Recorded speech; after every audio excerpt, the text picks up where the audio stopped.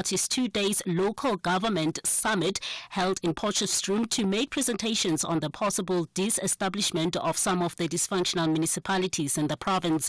Municipalities such as Ditsobotla, Tsoaying and Mamusa, amongst others, have been struggling to pay salaries of their employees. Malloy elaborates. We might consider a lot of options, and one of those options might be disestablishment. That is why we have invited the Demarcation Board to come and make a presentation in order to assist us to be able to take proper decisions. So we have not taken that decision. Those are things that we are going to discuss in this summit, but secondly we'll discuss those issues in the ANC and take the necessary decisions. The case of the 3 people accused in the case of the disappearance of young Jocelyn Smith in Saldanha Bay on the West Coast has been postponed to the 28th of February for a pre-trial in the High Court in Cape Town. This after 2 accused remanded in custody in Malmesbury failed to attend court proceedings due to delays in their transfer to Pollsmoor Prison. The mother of the child, Kelly Smith, who is accused number 3 in the matter, was the only one present in court today. The 3 face charges of kidnapping and child trafficking. NPA spokesperson Eric Ntabazalila. It also gives an opportunity for the lawyers who were just been appointed to be able to consult with their clients. The lawyers for all 3 were appointed only this week. So from now to the 28th, that will give them an opportunity to consult. I'm sure you also heard from the court that there are issues where we'll move the case to the Saldanha area, which makes it easy for the people in that community and surrounding areas to have access to this case. Home Affairs Minister Leon Schreiber says the use of drones at ports of entry assisted border agents to detect and apprehend people attempting to enter the country illegally during the festive season. More than 58,000 people attempted to enter South Africa illegally. This is more than double the number interceptions during the 2023 to 2024 festive season, which stood at 27,000. Schreiber says the drones have made monitoring high-risk areas much easier. The use of drones at just 5 ports of entry on a pilot basis made an immediate and visible impact. 42 pilots were assigned and effectively operated those drones across these 5 ports of entry. This led to enhanced real-time monitoring of border movement, especially in high-risk areas, real-time responses to attempted illegal crossings and smuggling activities, and integrated coordination between the BMA, SANDF, SAPS, and SARS, ensuring quick deployment of ground teams. And finally, the conflict in Eastern DRC tops the agenda of the SADC Heads of State and Government Extraordinary Meeting in Harare, Zimbabwe today. It is not clear whether the Democratic Republic of Congo President Felix Tshisekedi will attend the meeting.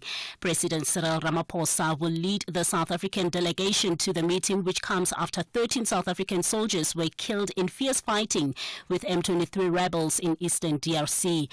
Meanwhile, rebel leader Corneille Nangaa has reacted to accusations that Rwanda backs them. When you say Rwanda is supporting you, Rwanda is supporting you, this is one of the Kinshasa propaganda to hide the bad governance has been doing so far.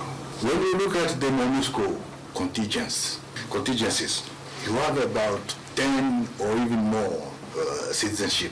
They are all in Congo, and they are saying that we are Rwanda just because some of us speak the same language like Rwanda. We are Congolese. What are those people doing in Congo? The reason is because there is a failure of state. Recapping the top story this hour, the Hawks National Head, Lieutenant General Godfrey Sibiya, says Northwest tops the list of arrests made. This as illegal mining remains among the top serious organized crimes in the country. Headlines at 3:30 for SAFM News. I'm Kolofelo Defo. And coming up in your sports this hour, tough draw for Manchester City in Champions League playoffs. All eyes on the capital in the Women's Premier Division of rugby. And McIlroy launches PGA season debut with hole-in-one. More details at 3:30.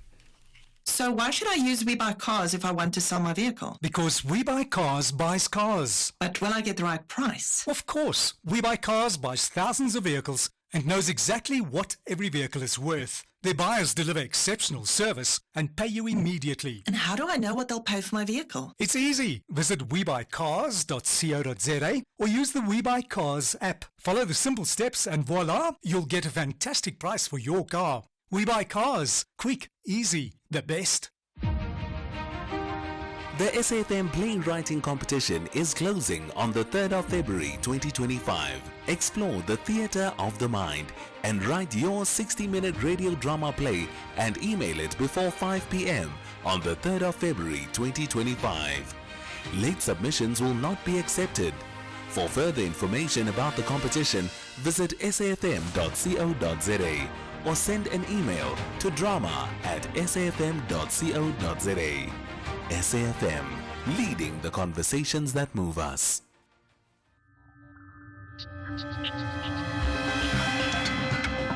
The National Pulse with Ashraf Garda on SAFM.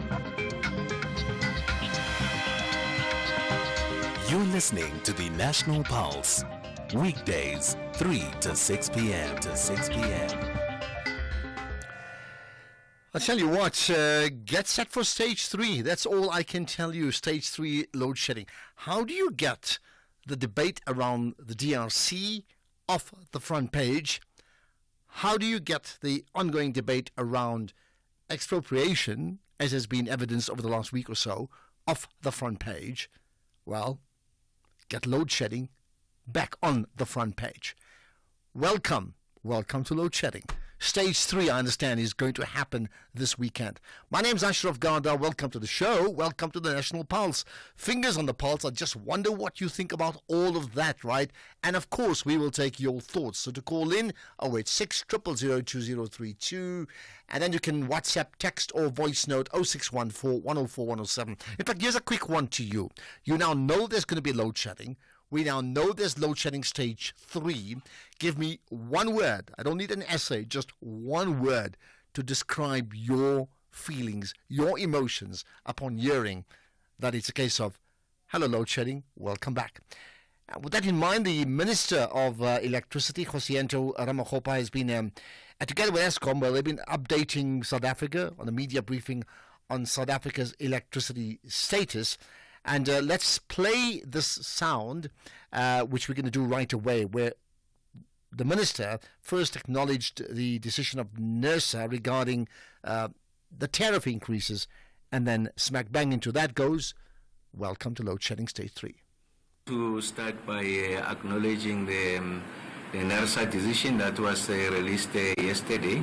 So I think a number of things to be drawn out of that decision by NERSA. The first one is the more comprehensive and robust engagement of South Africans in that consultation process, and I think what it does is to bring credibility and legitimize the engagement by NERSA. I think we've seen a phenomenal response from members of the community, just average consumers coming to the fore and sharing their own lived experiences, and it is those lived experiences that has helped NERSA in part to arrive at that multi-year pricing determination. As you all know, is a 3-year cycle, and they've agreed that I think for the first year is a 12.7% tariff increase granted to Eskom. Eskom had made an application for 36%. I'm making that point because NERSA was confronted with a very delicate balancing act. On the one side,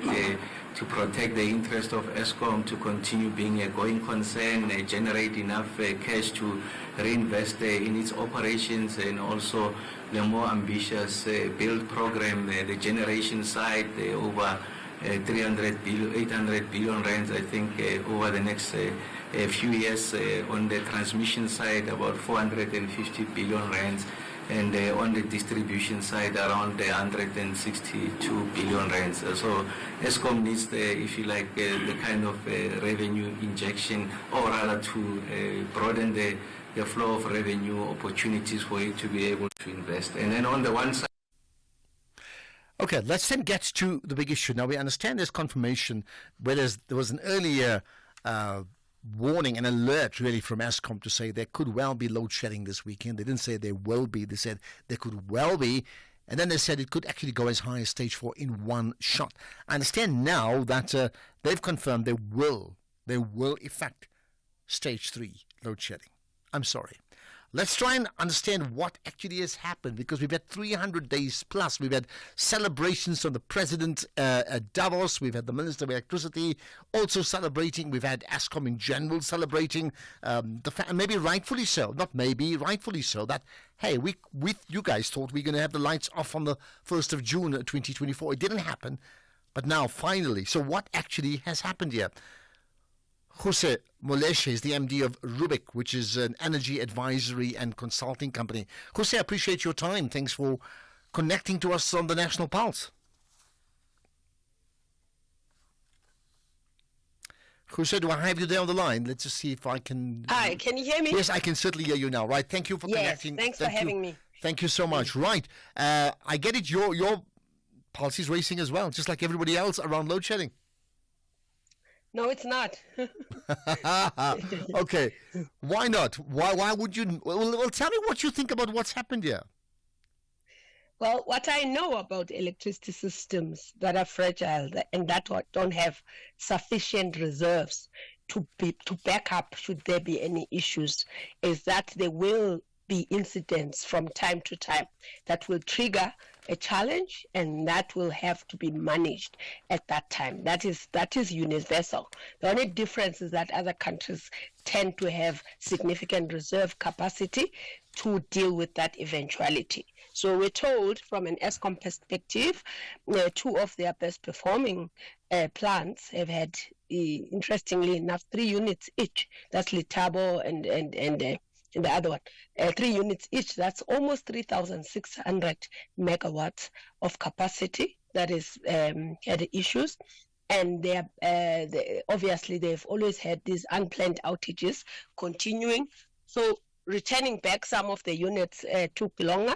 So they're working on this. So they've been having this problem as they warned earlier on, and they're working on, usually you use peaking power capacity, but they do have logistics with one of the plants, Ankerlech. So those logistics are causing problems. As a result, at 7 p.m. this afternoon, we're going to have stage 3. They're anticipating that the problem may be resolved by Monday or Tuesday. Fingers crossed. Okay, so it will start not even because when we think of the weekend, it depends, it's perspective. For some people, the weekend starts like 1 o'clock on a Friday afternoon. For some people, it literally is tomorrow. But you're saying 7 p.m. tonight. Sorry, 5, not 7. Sorry, 5 p.m. tonight, and we go straight into stage 3. So, yes, help us understand this. One thing is there's a need to effect load shedding again. Why the need to jump straight into stage 3 or potentially stage 4? It depends on the ability for Eskom, because they've been having problems throughout and trying to resolve them. The ability for them to replenish the resources that they need for emergency has been a constraint in one of their plants called Enkerlech, which is the open cycle gas turbines. So if they don't have enough diesel, say for instance, in that plant, then it causes a problem. They don't have significant capacity. They also have to make sure that there's a reserve for emergency so that we don't get into a blackout. So they will not touch that. And they are telling us that they're not compromising on doing operations and maintenance, so they won't bring back the plants that are out for that. So yeah, it talks to the system that is not fully that doesn't fully call it problem proof, for lack of a better word. All right, I've asked people across the country listening to the show to give us their one word that best describes the news about load shedding. I see Quinton Gefullen from Paarl is saying, Ashraf, his one word is disappointed. I mean, do you have a one word? You may say realistic. I don't know. Would you have a one word that for you best sums up our state of play regarding load shedding now? One word, under control. So you say it's a case of under control. Right. How? So it's a hyphenated word. Okay, just got that. How do you respond to the obvious disappointment and anger from people who've now gotten used to life without load shedding to suddenly be told, like within hours, to say, actually, we're back? Meaning there's a lot of people who are disappointed and angry and furious to say, you see, it had to happen sooner or later. And now we've jumped straight into stage 3, so it's like severe, it's not stage 1. What do you tell a person like that? They have a right to be disappointed because load shedding is not supposed to be a normal thing. But given where we are coming from and given where we are building towards, I am not surprised, possibly because I'm in the sector. So to me, I do expect this when you don't have reserve capacity.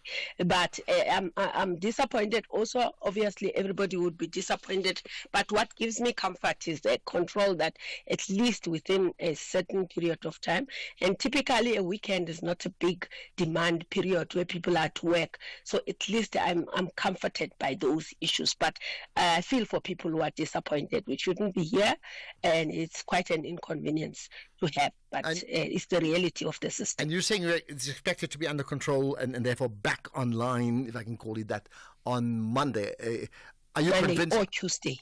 Are you convinced that's going to happen? Meaning, will this not mark the beginning of another whole stage of extended load shedding?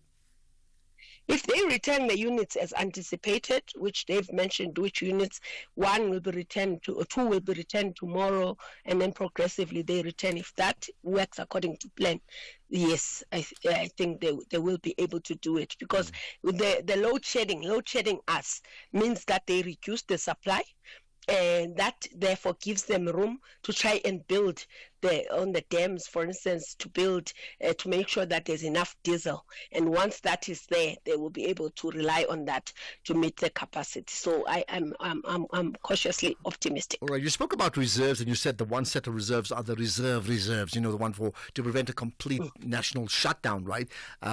So that one they've got and they won't touch it. But the other reserve, the reserves to assist against, even temporary breakdowns, and this is what you're saying it is. Why don't we have that? We don't have that because historically we've had issues with our coal-fired power plants in terms of performance, and we've been trying to do operations and reliability maintenance to make sure that they perform according to plan.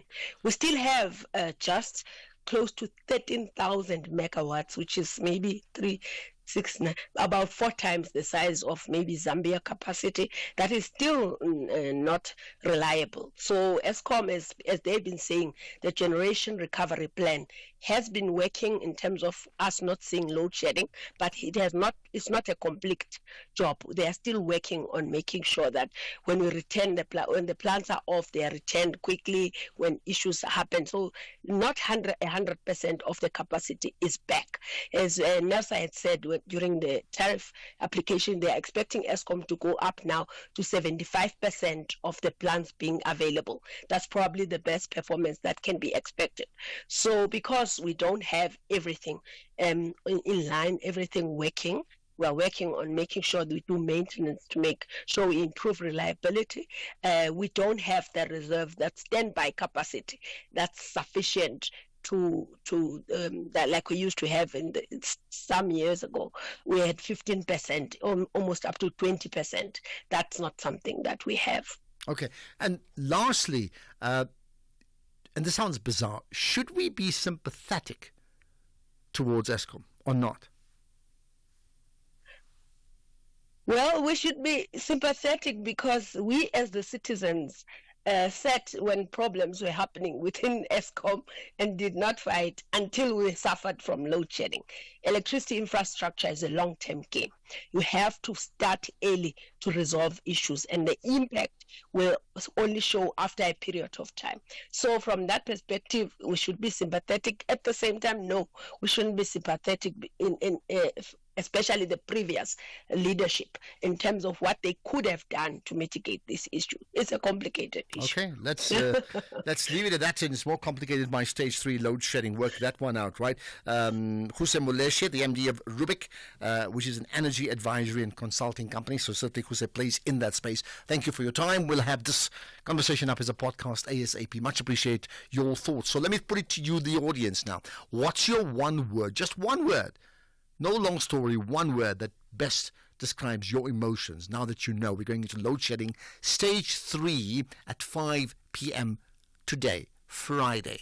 Welcome to Friday. Welcome to load shedding. If you think you cannot afford a lawyer, Think again. Clientele Legal has made professional legal services affordable for you. Whether it's a civil, criminal, or labor-related matter, we have a nationwide panel of attorneys standing by to assist you. SMS SAFM to 32195. That's SAFM to 32195 and we'll call you back. Clientele General is a licensed non-life insurer and an authorized FSP. Standard rates and terms and conditions apply. There will be joy and heartbreak at the Groenkloof Tennis Stadium in Pretoria. South Africa takes on Nigeria. The South is up against the West. This is the Davis Cup World Group 2 tie, the World Cup of tennis. Witness the spectacular tennis battle between South Africa and Nigeria on Saturday 1 February at 11 a.m. and Sunday 2 February at 10:30 a.m. Live on SABC Sport on DTT Channel 4. Also available on SABC Plus and SABCSport.com. You can also catch the Sunday action on SABC 3. Proudly brought to you by SABC Sport. For the love of the game.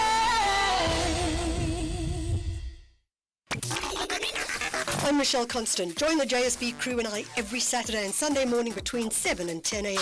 We promise to keep you informed and entertained with innovation, culture, cars, travel, life learnings, environment, and of course, your big fat juicy. Small stories, big ideas, massive inspiration. The Jet Set Breakfast on SAFM. So it's the last day of January. Now, this January, to save money, you could cut back on your child's birthday party pack goodies. Yeah, okay. Whether you really do that, I don't know. Or you could switch to Outsurance and save on your car insurance premium. Now get a quote, and if Outsurance can't beat your car insurance premium, ask them for 500 rands cash and make that 1,500 rands cash if you've been claim-free and with the same insurer for 3 years. SMS OUT to 30754. That's OUT 30754. With Outsurance, you always get something out. A licensed insurer and FSP, and T's and C's are available online. You are listening to the National Pulse with Ashraf Garda. Okay, this is the sound clip from the Minister of Electricity, and this is what you didn't want to hear. All of these things, the team we will be initiating stage 3 load shedding at least over the weekend, and then go back to conditions of what now we have come to call normality. But Mr. Marokane and Mr. Numalo will share with the details with you. But I thought that it is important that we occasion this opportunity and share with you candidly, frankly, the state of the grid and the kind of interventions that we are making. The National Pulse with Ashraf Garda. Weekdays, 3 to 6 p.m. So, one thing is South Africa losing, soldiers in the DRC. The bigger problem is, honestly, how do we get to a situation where we actually stop the fighting, that there's no war, there's peace, and there's justice in that land? Particularly, we're talking about the eastern the eastern part of the DRC. Now, the United Kingdom has revealed that it's actively considering, next steps, alongside other partners, global partners, including the possibility of a review of all UK support to Rwanda. It's also calling on parties to, cease hostilities, I think that's a given, and to facilitate humanitarian access and return to inclusive diplomatic talks. A whole range of, suggestions, demands on that. Now, linked to all of that is the thoughts of Vava Tampa, who's the founder of Save the Congo, which is a grassroots Congolese-led campaign group working to help end the wars, the conflicts, and the humanitarian crisis in that region. So, Vava Tampa, thank you for connecting to us here on the National Pulse. Thank you very much. Thank you. So, help us. Your organization is called Save the Congo. Are you winning on that front to save the Congo? Well, we find ourselves as the people fighting Rwanda facing off Rwanda, who is being funded, armed, and trained by the West. So this isn't just a Congolese struggle. This is a Pan-African issue. Without guns and money and training that Kigali, Rwanda is receiving from the West, from the UK, from the US, from Germany, from Poland, from Canada, Rwanda could not possibly have killed and raped and abuse and displace as many people as they have done in Congo. And absolutely, Rwanda could not stand a chance against the Congolese army. So we are fighting on behalf of the African people, on behalf of for Pan-Africanism, to push out the last state of imperialism in Africa.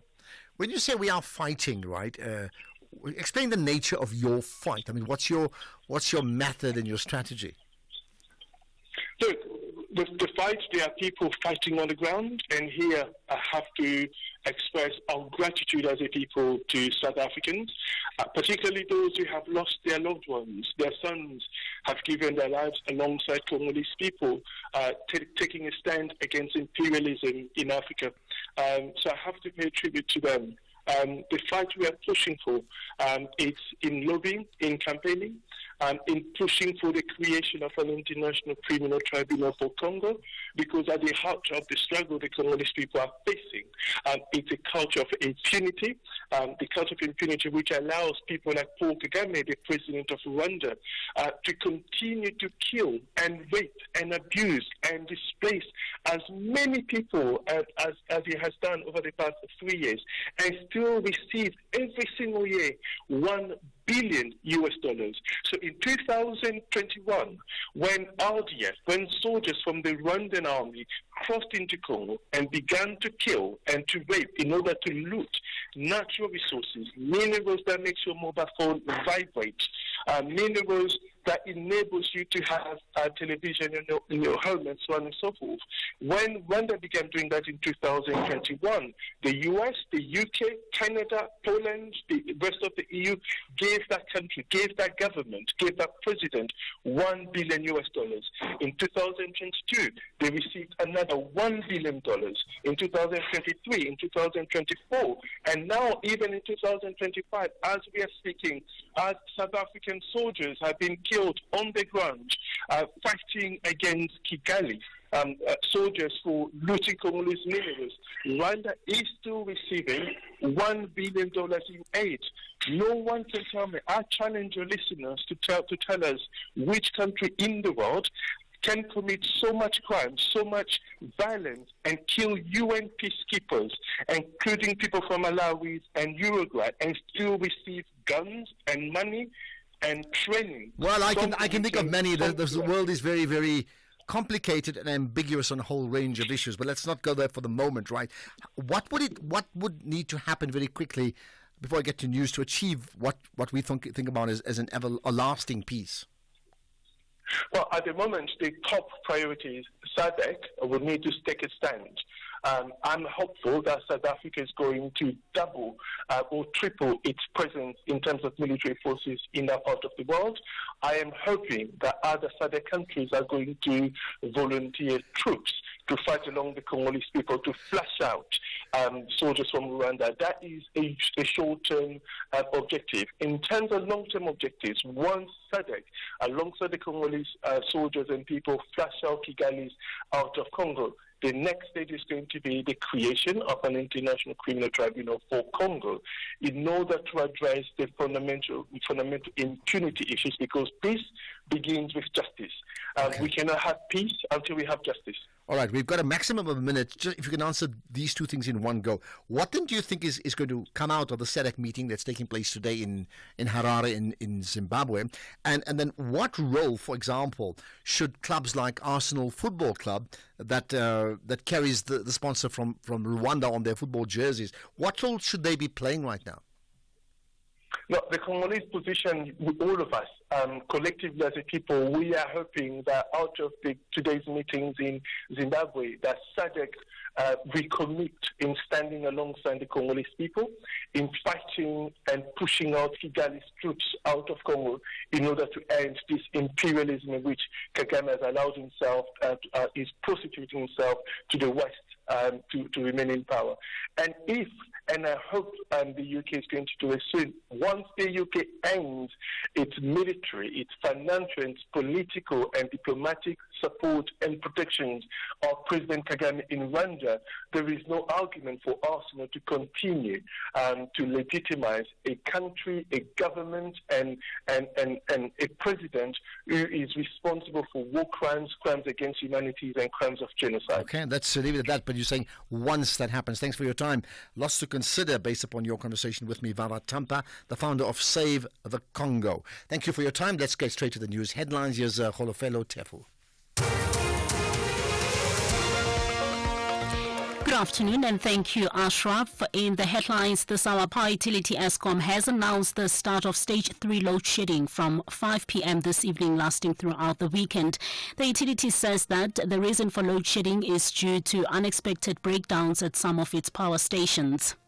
The Hawks National Head, Lieutenant General Godfrey Sibiya, says Northwest tops the list of arrests made. This as illegal mining remains among the top serious organized crimes in the country. And Democratic Republic of Congo's Communications Minister Patrick Moyaya Katembwe says his country is committed to the Luanda peace talks. The Luanda Agreement is a 2002 ceasefire which was signed in Angola. Details at 4. SAFM, guiding you through the rush hour traffic. Good afternoon. Starting off in Gauteng, the N3 northbound in Linbro Park has a stationary truck reported at Marlborough Drive. The M1 is slow moving between Braamfontein and Boysons. The N3 northbound in Bedford View slow moving on the link to the N12 east at Giluli's interchange. The N12 westbound has a crash reported at the N1 Diepkloof interchange. The N12 eastbound in Alberton, a crash before Voortrekker Road, Witkoppen Road eastbound in Magaliesig, slow moving at Main Road, and the N1 northbound in Midrand queuing towards New Road. In KZN, the N3 westbound has a stationary truck after Cliffdale exit. The N3 eastbound in Ashburton queuing towards Linfield Park. The M13 westbound in Pinetown has roadworks reported with traffic restrictions on Fields Hill. The N2 northbound, a stationary vehicle after Spaghetti Junction. The M25 Commercial Highway eastbound queuing towards the R102 Duffs Road, and Umgeni Road westbound slow moving through Springfield Park. In Cape Town, the N1 inbound queuing on the elevated freeway. The N2 inbound is queuing towards the R300 highway. The M5 northbound slow moving towards the N1 Koeberg interchange, and the M3 northbound queuing at Paradise Road. With your traffic update, I'm Irma G. This is SAFM Sports with Tuming Kapele. So to me, here's a very important question, and it comes from a listener saying, how will load shedding affect the Soweto Derby? That's a good one. I'll leave it to you. I'm not the Minister of Electricity. Okay? You know, whoever that will be watching from home, hopefully you have a plan B just in case you are hit by load shedding at home. But a very good afternoon to you. And just talking about the Soweto Derby, Kaizer Chiefs coach Nazruddin Nabi says that his side is in a very good space ahead of tomorrow's clash against Orlando Pirates at the FNB Stadium. This will be Nabi's first Soweto Derby, and he says that he won't leave any stone unturned at the sold-out affair. The 59-year-old has coached some of the biggest derbies in the continent, including the derby between Yanga and Simba in Tanzania, and he says that it doesn't get bigger than this. D'être un acteur vraiment mon staff à ces grands derbys, prestigieux derbys au niveau continental. Il est très connu, il est très célèbre ces derbys. Connaissant l'histoire de Soweto en général. Honestly, I'm very honored to be part of this big day. If you know about the history of the two clubs, the history of Soweto, which is a very big, that has a big history in Africa. It's an honor as a coach, an African coach, to be part of one of the biggest derby in Africa, and we can feel the atmosphere around this big day, and everyone, myself and all the technical staff, everyone is very happy to be part of this day. Meanwhile, Pirates coach Jose Rivero says that his technical team have reminded the players that the sold-out fixture remains all about the 3 points on offer. We know it's very special for the supporters in both sides. It's a special day also for you. The way you follow this game is not the same than the way you follow the last game against Richards Bay, for an example. So it's difficult to not get affected by, in terms of not having a normal week, a lot of interviews, interruptions and disruptions as well. So we try to keep the players far from the noise, far from feeling that we're going to play for something else than 3 points. It doesn't mean that we don't understand the responsibility that we have with our supporters and how important this game is for them, but like I said, normal preparation, trying to find a way to keep our moment of confidence and facing the week with a good mindset. Elsewhere, Premier League champions Manchester City have been handed a tricky Champions League knockout phase playoff tie against Real Madrid after the draw was held earlier on. Elsewhere, Celtic, who finished 21st, have been drawn against Bayern Munich. Another notable playoff ties includes an all-French clash between Brest and Paris Saint-Germain, while Monaco will face Benfica and Juventus take on PSV Eindhoven. AC Milan take on Feyenoord and Club Brugge take on Atalanta, and Sporting Lisbon face Borussia Dortmund. I must say, I am feeling for City because they just narrowly avoided an early exit, and right now they're going to face Real Madrid. This is like the 4th time in 5 seasons. I think the one club Real Madrid does not want to play.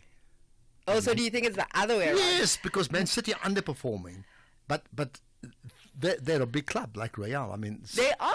You'd be very scared of playing them. I mean, I would think so. The team you don't want to match up against is Manchester City. Looking at how they've been playing, you're still going to... Because the nature of knockout football is whatever happened last week is last week's problem. Fair enough. It's 2 games, yeah. Fair enough. In rugby, a replay of last year's Women's Premier Division final in Pretoria highlights the second round of the 2025 competition, with the Bulls Daisies welcoming the Western Province to Pretoria tomorrow. The Daisies and their Cape Town opponents scored 23 of the 40 tries in last weekend's opening round of the competition. Now, Province is the only team who have managed to beat the Daisies in the last 2 seasons, so they will have some confidence and knowledge on how to get the best of the home side. Meanwhile, the Sharks women welcome Free State women to Durban for their first home game of the year, while Boland Damas and Border Ladies, who both won at home in round 1, will be looking to do so again against the EP Queens and Golden Lions women. In cricket, the billionaire owners of India Premier League team Mumbai Indians have won the right to buy a stake in Oval Invisibles in a landmark move for English cricket. Now, the Invisibles are the first of the 800 teams to agree a deal to sell shares to private investors. Reliance Industries Limited, who are the owners of Mumbai, and a number of teams in other franchise leagues, won the auction for a 49% stake in the Invisibles. They will now enter an 8-week period of exclusivity in order to finalize the partnership. With that said, it's a wrap from my side for now. I'll have more in the next hour. Okay, and do come up with an answer about the load shedding, please. People need to know, right? Thank you very much. More sport and load shedding updates from Tumi in an hour. Outsurance are experts in what they do. They get to understand what type of business are you doing so that they can insure you properly. It actually validates why we're with them. If you haven't called Outsurance yet, what are you waiting for? Switch to Business Outsurance today and you could get a massive 20% discount on your business insurance premium. SMS quote to 43328. That's quote to 43328 to switch and save today. Licensed insurer and FSP. TCs and information online. Our story is a South African story. Anchored in the belief that it takes all of us to build a country that thrives. To educate our children for a brighter future. To care for our health and well-being. To nurture our environment to sustain future generations. And to transform and build a stronger nation. When no one is left behind. Inspiring each other to succeed. Anglo-American. Life is too short for long-term grudges, but when it's the Soweto Derby, hey, Madoda, I barely. Black and white confronts gold and black. The Buccaneers believe Yonkindawo, Ibhakabhaka, liyaphumelela.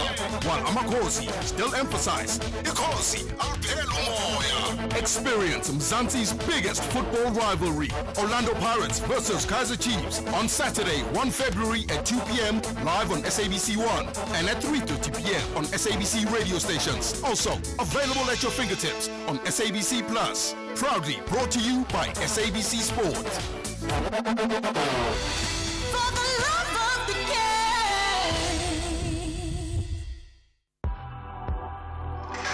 Ashraf Garda on SAFM.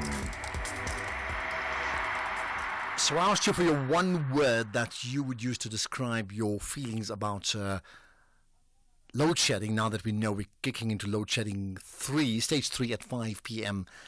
today. And many people are commenting. You can also post on our social media pages, SAFM Radio and myself. In fact, there's a vote line on the SAFM Radio page, so check it out.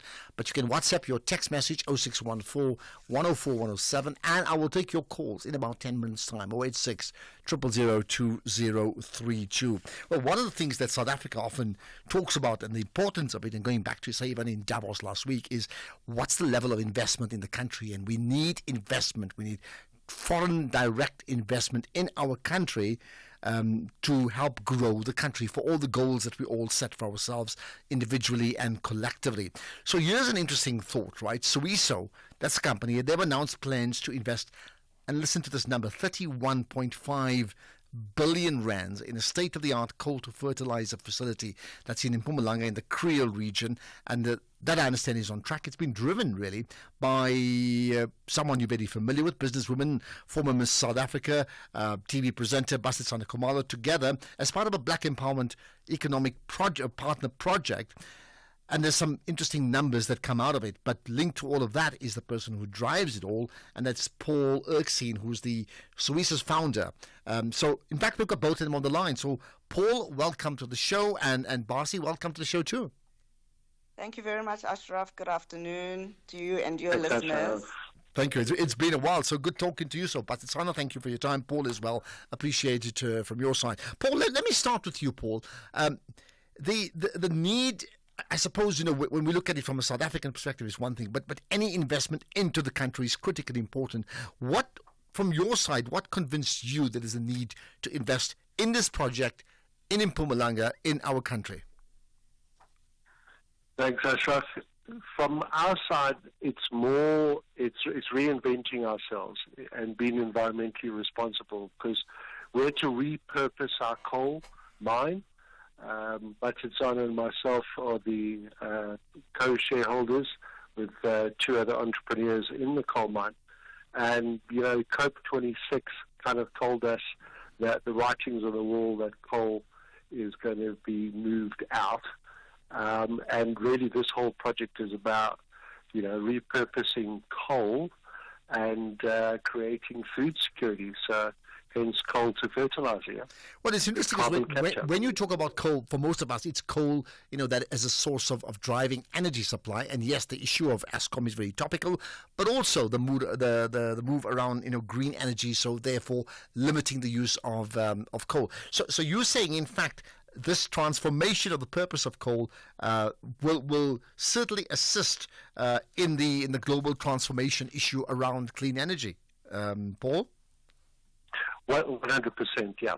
We were very fortunate when Sasol built their Secunda operation. That was 50 years ago, and coke and decarbonisation wasn't even on the agenda.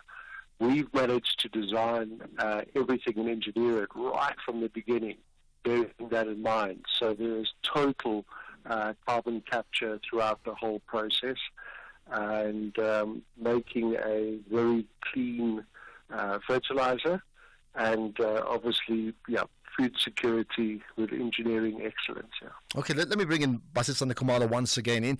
So, what has been the appeal for you? I mean, give us a backstory into why you were convinced to partner on this project. Ashraf, so I've been in coal mining for 25 years.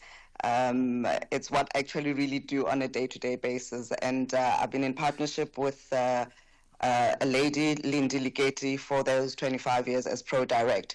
And about 10 years ago, we then, as ProDirect, collaborated with Paul Erskine and Bradley McGibbon as our partners in 2Seam, and we then founded Suiso out of 2Seam. And for me, the interest really for the last 25 years being in coal is because coal as a commodity is one of the largest sources of energy in Africa for electricity generation. So, even despite the shift towards renewable energy, coal remains a major supplier of power. And the opportunity that has risen now for us to really build this state-of-the-art coal fertilizer plant really helps us to repurpose this particular coal that we have been mining for decades now to be able to, push towards the blue economy and the green economy. And what is critical for me personally as an entrepreneur is the just transition. That is, making sure that we do not leave communities in the coal mining areas behind. For example, in the Creel area, where our farm is located, the Creel Power Station was completed in 1979, and at the time, it was the largest in the Southern Hemisphere. But the Creel Power Station is closing in 2030, and this is when our fertilizer plant will be in full operational in 2020. So thereby preserving jobs, thereby building communities in the area and even in the surrounding areas. I mean, we are looking at creating over 4,000 jobs when we build the plant and over 1,000 permanent jobs. So for me, it's really about the social impact that the project will be having in the area of Creel and Mpumalanga and the surrounding areas. And also for me, I think it also speaks to something that is very, key for me and something that I'm passionate about, which is food security. And we know as a continent, we are 1.5 billion people to be exact, and food security is critical for our continent.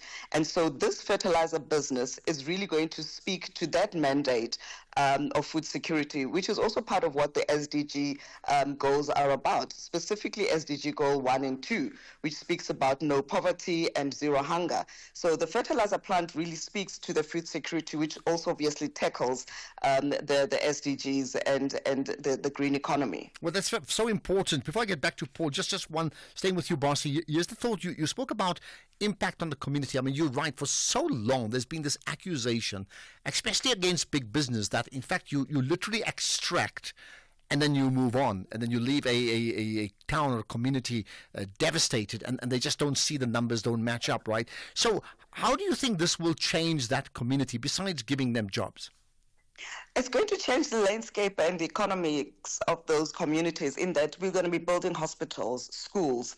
We're building an engineering training college also around the plant itself. And so there's an entire ecosystem that is going to be built around this plant, and thereby creating sustainability for communities, and indeed making a greater impact into the livelihoods of our people.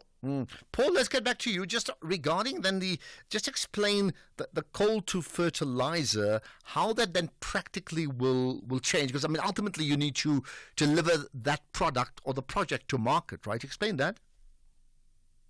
So the actual process flow is the coal gets gasified. It then creates a syngas. The syngas creates hydrogen, which in turn is ammonia. And then it makes a nitrogen-based urea and ammonium nitrate fertilizer.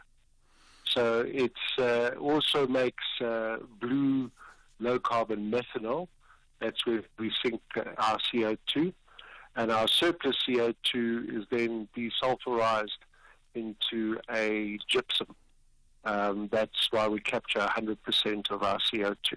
Okay, fascinating. I'll leave the last word to you, Basitsane Khumalo. Is there anything else around this that you think we ought to know? Because I'm speaking to you because we are impressed by the investment, the empowerment project, and as you know, we've chatted often about the need to build a champion nation. So we look at champions who are championing great causes, right? So on that basis, is there anything else you would like to leave us with? I think what is really key for us is this project is pioneering. it's groundbreaking in South Africa, and its impact in the continent is going to be huge because, of course, we'll be distributing the fertilizer across the continent and indeed supporting local agriculture and, of course, in the long-term food security and sustainable development. So it's a project whose time has come, and its time is that we're going to the Mining Indaba next week, where we'll also be sharing in greater detail about the actual project itself. Absolutely. Sounds fascinating and very exciting indeed. And that number that matters, if you've forgotten everything else, is 4,000 jobs. Paul Erskine, thanks for your time. Basitsana Kumalo, thank you for your time. Partners there in the business called Suiso, which is spelled S-U-I-S-O. Much appreciate your time. And I think really, you're listening in, particularly from the Mpumalanga region, that number, 5,000 jobs, must strike a chord. What are you going to do about that? This is the National Pulse. Andile, the CEO of a multinational corporation, is driving home with his daughter. Dad, why is the Tooth Fairy so stingy? Stingy? Well, she makes sure everyone gets something. Does every electrical company get something? Yes, they're covered by Old Mutual Corporate's employee benefits. Even Abdul. Of course, he gets retirement benefits. And Sisampo on that big machine. She gets group risk cover if that big machine hurts her. Wow, that's amazing, Dad. Visit oldmutual.co.za/employee benefits and go from questions to solutions for your employees with Old Mutual Corporate. Old Mutual Life Assurance Company SA Limited is a licensed FSP and life insurer. T's and C's apply. In the Arena is a docu-series that takes an in-depth look at the life and career of the legendary tennis player Serena Williams, offering a behind-the-scenes glimpse into her journey, both on and off the court. It explores her rise to tennis dominance, challenges, and personal experiences. Do not miss out on the great story of incredible impact. Catch In the Arena on Saturdays at 3 p.m. on SABC3. Alternatively at 9 p.m. on SABC Sport on DTT Channel 4 on Saturdays and Thursdays. Also available at your fingertips on SABC Plus. Proudly brought to you by SABC Sport. For the love of the game. The Toffees are well aware that only maximum points will help them out of the bottom half. Lewin, great feat, brilliance, absolutely superbly done. Calvert-Lewin for Everton. Meanwhile, the Foxes believe they are in dire need of victory to run away from trouble. It's Jordan Ayew, back in goal. Jordan Ayew has scored for Leicester City, and those Leicester fans are celebrating wildly. This is the Premier League. Experience the superb contest, Everton FC versus Leicester City FC, on Saturday 1 February at 4:30 p.m. live on SABC3. Also available at your fingertips on SABC Plus. Proudly brought to you by SABC Sport. For the love of the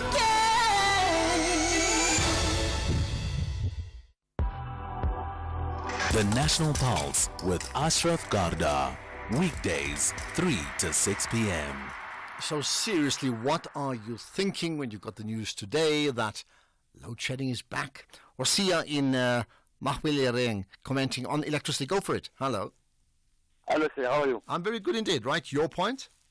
Thank you, sir. You know Inga project. Sorry, just repeat. You know what? Inga project from Ethiopia. Yeah.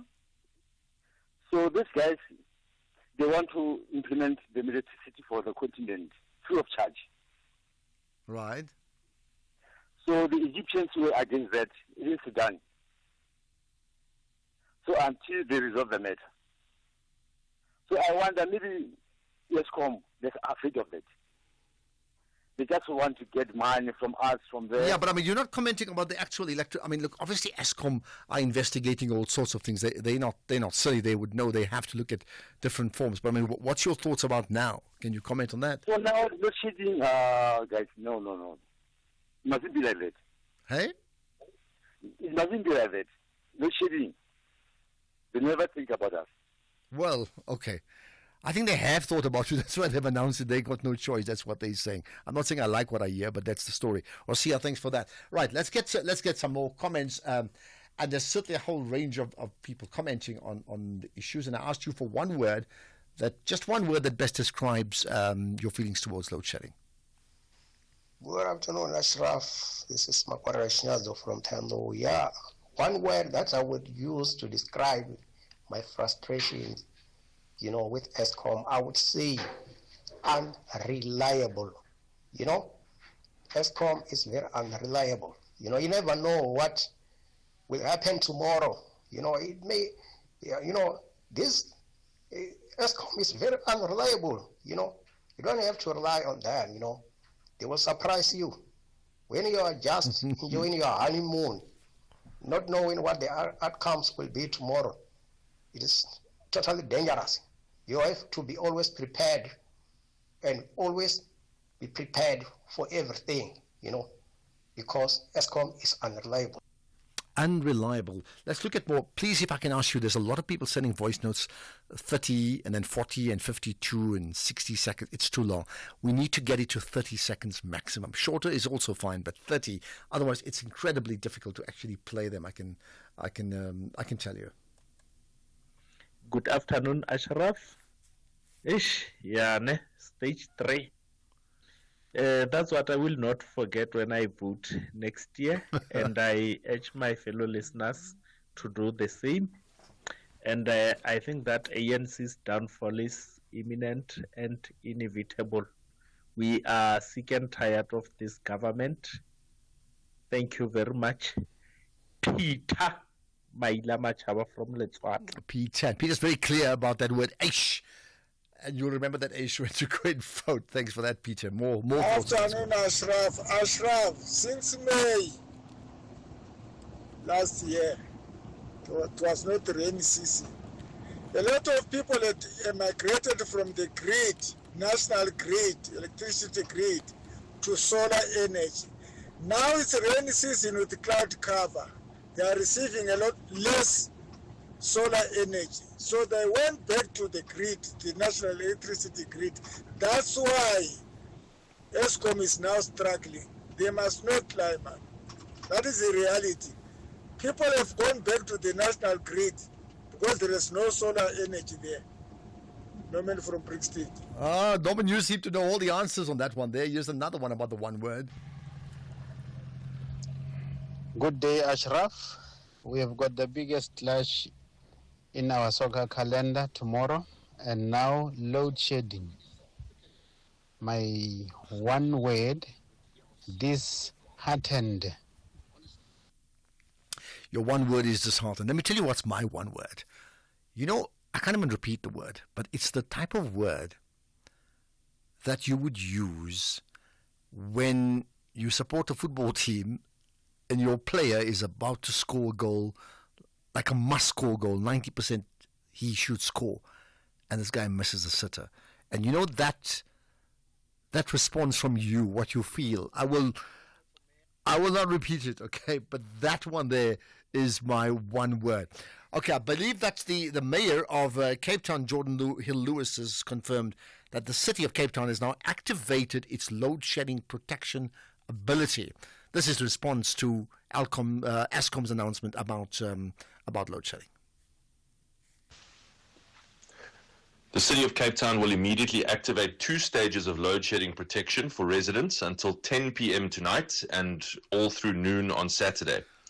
Throughout the weekend, we will protect the city from at least 1 and sometimes 2 stages of load shedding. Please monitor the city's accounts for updates if Eskom's load shedding persists. We are very concerned about Eskom's sudden announcement about the return of blackouts. Load shedding has a huge economic impact, which is why we are continuing to build our own energy security in Cape Town through independent power purchases and grid investments. And that comes from the mayor of Cape Town. They're quick on the draw, I must give them that, just very quick in terms of responses. Further comments, Ashraf, I hope load shedding is not going to affect the derby. Yeah, I heard that one.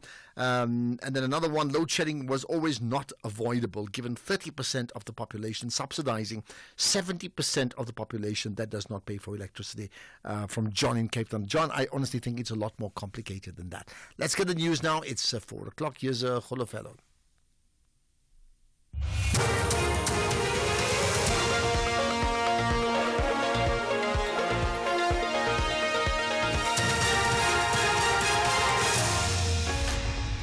Thanks, Ashraf. Top stories this hour. Stage 3 load shedding kickstarts this evening and DRC commits to Luanda peace talks. Good afternoon. Power utility Eskom has announced the start of stage 3 load shedding from 5 o'clock this evening, lasting throughout the weekend. This is due to unexpected breakdowns at some of its power stations. The power cuts followed 10 months of uninterrupted power generation. Electricity Minister Hosientsho Ramogopa. For purposes of protecting the grid and the integrity of the system, we need to maintain the reserve margin. As we sit here, even during the peak, we have enough to support ourselves, but we depleted the reserves. So we have taken a conscious decision that we are not following records. Ideally, we want to say a year without load shedding, we are proceeding, but no, that can't be at the expense of the system. We will initiate load shedding. The Hawks National Head, Lieutenant General Godfrey Sibiya, says Northwest tops the list of arrests made. This as illegal mining remains among the top serious organized crimes in the country. This is followed by criminals arrested in Gauteng and KwaZulu-Natal. Sibiya has been addressing the media at the GCIS in Pretoria on the progress and achievement relating to some of high-profile cases investigated during the third quarter of the 2024 to 2025 financial year. A total number of 1,452 suspects were arrested and appeared before the various courts in the country. Sibiya says most of the suspects were arrested during Operation Vala Umgodi in Stilfontein. Most of their arrests were effected in the Northwest Province with 919, Gauteng with 116, KwaZulu-Natal Province with 106, Mpumalanga Province with 67, and the Western Cape Province with 57 suspects. A 15-year-old male learner fatally shot a 13-year-old female learner at the Benson Senior Primary School in Lebode in the Eastern Cape on Wednesday. It is alleged that the victim was coming from the local school grounds when she was shot. She was then rushed to hospital where she succumbed to her injuries. Police spokesperson Captain Welile Mkiolo says a case of murder has been opened against the 15-year-old. It is alleged that the 15-year-old boy stole the firearm on a local homestead on that fateful day, and a case of burglary and murder have been opened against the 15-year-old schoolboy. Detectives are busy with the case to check whether or not the firearm owner followed the correct procedure regarding the safekeeping of a firearm. The University of Johannesburg's SRC is calling on the institution to prioritize students who initially received acceptance letters but lost their placement due to delayed registration. This comes as UJ prepares to reopen available spaces. With over 300,000 matriculants achieving bachelor passes, institutions of higher learning are facing pressure to accommodate the influx of new students. Central Student Representative Council Academic Officer Luhumo Dibakwane. Now UJ is indirectly contributing to students around the country taking unintentional gap years. And then we also raised it in a meeting that we had yesterday, that how about those that were initially admitted and then lost their space because they were not able to register at that time, they were told they were space constrained. How about they now prioritize them as and when they come? And then they said that it's an unfair process. And finally, Democratic Republic of Congo's Communications Minister Patrick Katembwe says his country is committed to the Luanda peace talks. The Luanda Agreement was a 2002 ceasefire which was signed in Angola. It has normalized relations between the governments of Uganda and the DRC. It has also sought to end the ongoing war in the DRC. Today, SADC is holding an extraordinary summit in Harare, Zimbabwe to discuss the crisis in the eastern DRC. Katembwe says they are open to dialogue. Luanda processes a mix of Nairobi process one side and discussion between DRC and Rwandan side. Today we have all the solution in the paper. We as DRC, we never say no to dialogue. The top story this hour, Power Utility Eskom has announced the start of stage 3 load shedding from 5 o'clock this evening, lasting throughout the weekend. This is due to unexpected breakdowns at some of its power stations. Headlines at 4:30 for SAFM News. I'm Kolofelo Defo. In sports this hour, Marsh has been ruled out of Champions Trophy and Wallabies lock in Tokyo test against Japan in October. More details at 4:30. SAFM, guiding you through the rush hour traffic. Good afternoon. Starting off in Gauteng, the N1 southbound in Roodepoort has a crash reported before the Albertina Sisulu Road exit. The N1 southbound is slow moving towards Boysons, and the N1 southbound in Pretoria has a crash reported after the Garsfontein Road exit. In KZN, the N3 westbound in Cliffdale has heavy traffic towards Hammersdale. The N2 northbound has a stationary vehicle after Spaghetti Junction. The M25 Commercial Highway eastbound queuing towards the R102 Duffs Road, and Dumgeni Road westbound is slow moving through Springfield Park. In Cape Town, the N1 outbound slow moving towards Okavango Road exit. Stellenbosch Till Road eastbound in Kells River is slow moving, that's at Nooitfontein Road. Okavango Road in Brackenfell is slow moving at the N1 Highway Bridge, and Victoria Road outbound slow moving through Woodstock. With your traffic update, I'm Irma G. Stay safe on the roads. SAFM is with you. Owning a small or medium-sized business takes courage, skill, and determination. The Clientele Legal Business Plan is there to protect, guide, and assist your business in managing the legal risks. Let us handle your labor matters, employment contracts, CCMA referrals, and so much more. Our team of professional lawyers are standing by to assist you. SMS SAFM to 42770. That's SAFM to 42770. Clientele General is an authorized FSP and licensed non-life insurer. T's and C's online. Standard rates apply. V up your 2025 with Vodacom Business and Galaxy AI. Save up to 20,000 Rand with trade-in when you pre-order the new Samsung Galaxy S25 Ultra 256 gig on a Red Business 1.5 gig plan for just 1,539 Rand per month over 24 months. Enhance your deal with the Samsung Galaxy Watch 7 eSIM for 69 Rand extra per month. Available in-store and online. Further together. Vodacom Business.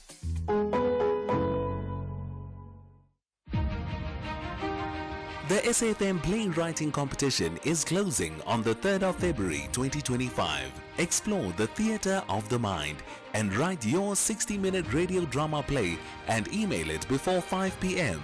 on the 3rd of February 2025. Late submissions will not be accepted. For further information about the competition, visit safm.co.za or send an email to drama@safm.co.za. SAFM, leading the conversations that move us. The National Pulse with Ashraf Garda on SAFM. You're listening to the National Pulse, weekdays 3 to 6 p.m. I'll tell you what, it's been a crazy weekend coming into the weekend. People are rather down with a range of issues. It could get worse for you. You know those doctors without jobs, well, they still are without jobs. We're going to talk about that pretty shortly. And here's other bits of news. I understand the West Park Cemetery, that large cemetery that dominates the West Johannesburg landscape, I understand it will cease to operate and take in new burials from May. Wow. Okay, we're going to talk about both shortly. To pick up on that point that I asked you, what's your one word to describe what you've heard about when you heard that we're actually going on to load shedding? Stage 4 or load shedding anything after over 300 days. Just one word, what's your feelings? I want to repeat what I said, okay, so you know it very clearly. My one word, the unrepeatable one word, is that feeling when your favorite football team is about to score a goal, or your favorite player is about to score a try and they're running and it's so easy, they just have to get to that final frontier. It's like simple. And something happens, that person misses a sitter, or the rugby player drops the ball. And that moment when you get up from the stands and you say something, which I will not repeat, which I often have repeated when I'm at a rugby or football stadium, that's my one word when I heard that we're going back to load shedding. Now, you tell me yours.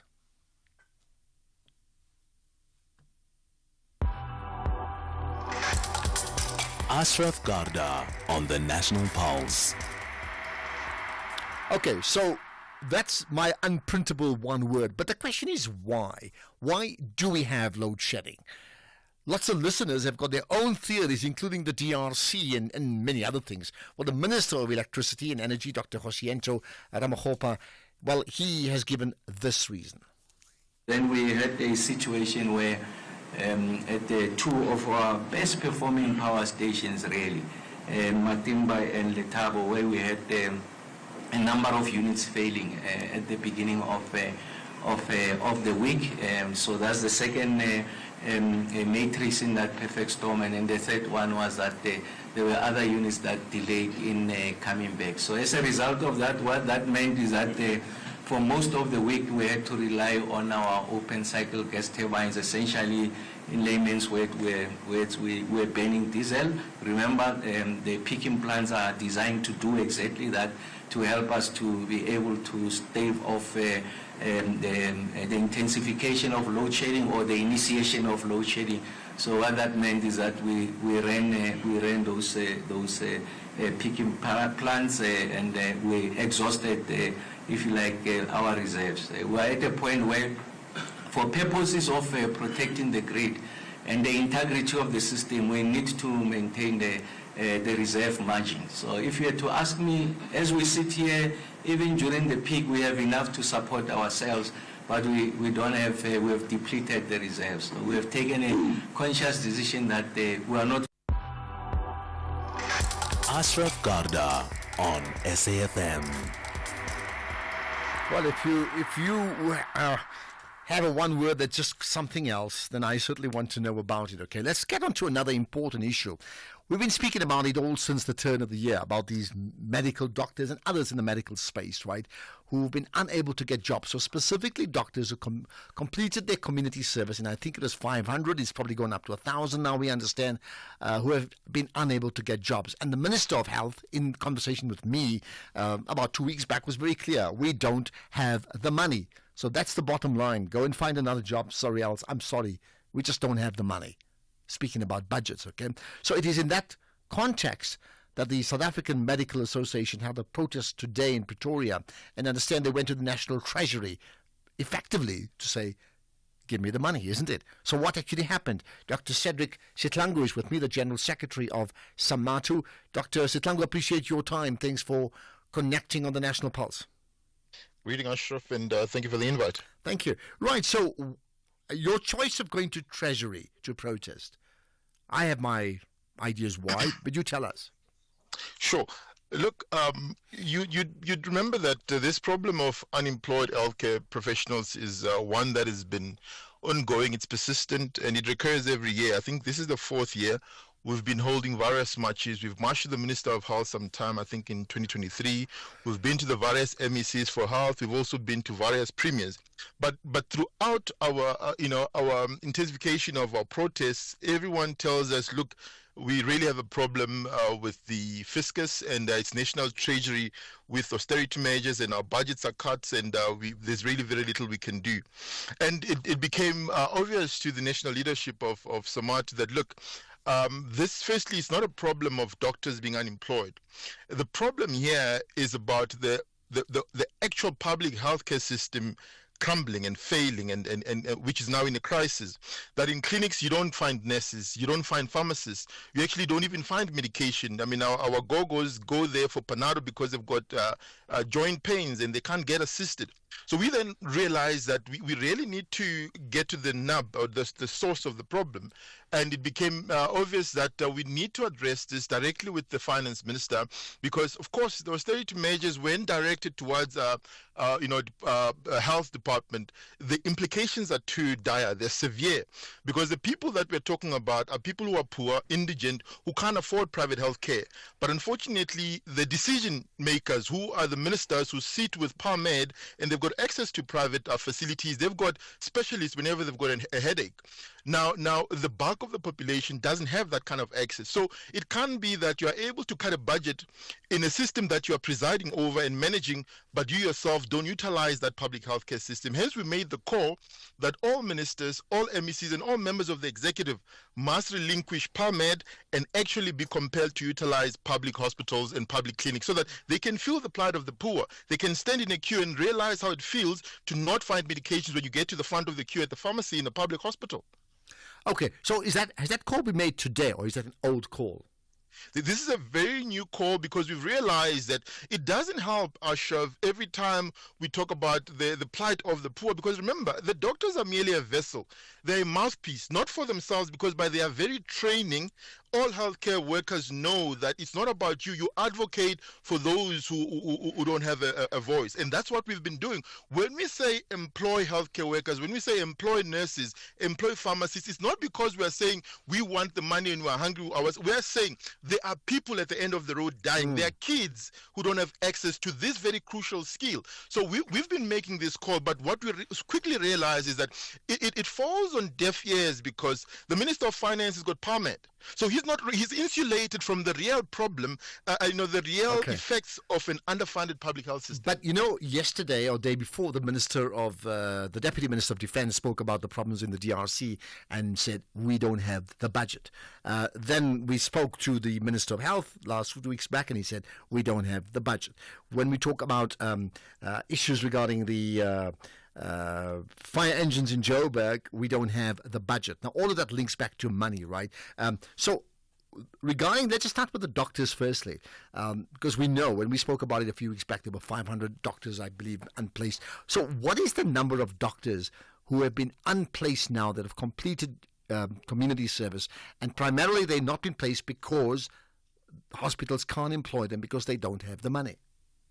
So, Ashraf, the number of doctors who completed community service and their contracts came to an end in December 31st is 1,800. Out of that 1,800, a few have gone into the private sector by establishing GP practices here and there. Others, of course, are in the process of going overseas. So the number that we have, of course, is not accurate to the T. It's between 1,000 and 1.5, thereabout. But, of course, we need to factor in those from the previous cycle, which is last year, who are still languishing without employment. So the statistics are between 1,000 and 2,000 doctors who are, of course, unemployed. But that's just only from the doctor side. Remember, today was a march of pharmacists who are also sitting at home, dentists who are sitting at home, nurses who are sitting at home. That's why we want to make it clear to the public that this is not purely a fight for the unemployment of doctors per se. This is a fight of the collapsing healthcare system, where unfortunately the masses are the ones that suffer. So how did we get ourselves into a situation where our healthcare system is in ICU? Well, remember when Denel had gone into issues, when SAA had gone into issues, when ESCOM goes into issues from time to time, and airports companies in Africa, our government is able, to take funds, adjust them, and bail out certain entities. But on this one, Ashraf, the people who can make that decision, who could bail out the poor, who are in dire need of the healthcare services, who are in dire need of this very fundamental human right of access to healthcare, they are unaffected. So it becomes difficult to rationalize in your mind when you're sitting comfortably in an air-conditioned consultation and you are seeing your specialist to really understand what the masses are crying about. So that's the problem. But do you think that's really the case, that it's only because they're unaffected? I mean, there is a reality of declining economic power. There's mass unemployment. I'm not saying I agree with it. I'm just saying it is a reality that our treasury, we've got restraints, and it's shrunk to a point where we are compromised with service delivery across the board, healthcare just being one of them. Remember, Ashraf, the fiscal policy, or the idea of austerity measures, is because the government itself is trying to push to a particular direction in its view to curtail spend in the public. But what needs to be done? There are critical things that you simply cannot compromise if you are a reasonable and caring government. One of it is the health care of your people, because if your people are not healthy, they'll not be able to contribute to your economy. They'll not be able to go to work. And that's what we're saying, that this is to highlight that fundamental fact. Okay, so the point made that highlighted, my words, that healthcare, public healthcare is in ICU. You delivered, I understand, as part of the protest, a memorandum to the National Treasury. Has there been any response upfront, either from them and also from the Ministry of Health? Yeah, look, we have delivered the memorandum. We gave the minister 14 days to obviously give a comprehensive response. We've had conversations after the delivery with people in the ministry to speak to the responses that we're expecting. Of course, with the Department of Health, we've been in engagement with, in fact, all the ministers, including the new one, regarding this problem. And it's unfortunate, of course, Ashraf, that we've always been told that, look, we are going to speak to Minister Enoch. We're going to speak to Minister Enoch. Every time you raise this with any other person, whether it's a premier or a minister, they'll tell you are going to speak to Minister Enoch. So it became obvious that that's the person we need to go to directly. Okay. Are you, just very quick answer, are you hopeful that things can turn around in your sector? What we unfortunately cannot do is lay down and take it without actually going out and continuing to agitate, continuing to bring this to the fore. If it was at the back pocket of the agenda, we are putting it on the table so that the decision makers must consider this issue more seriously than they would have been. Hence, we are making the critical call.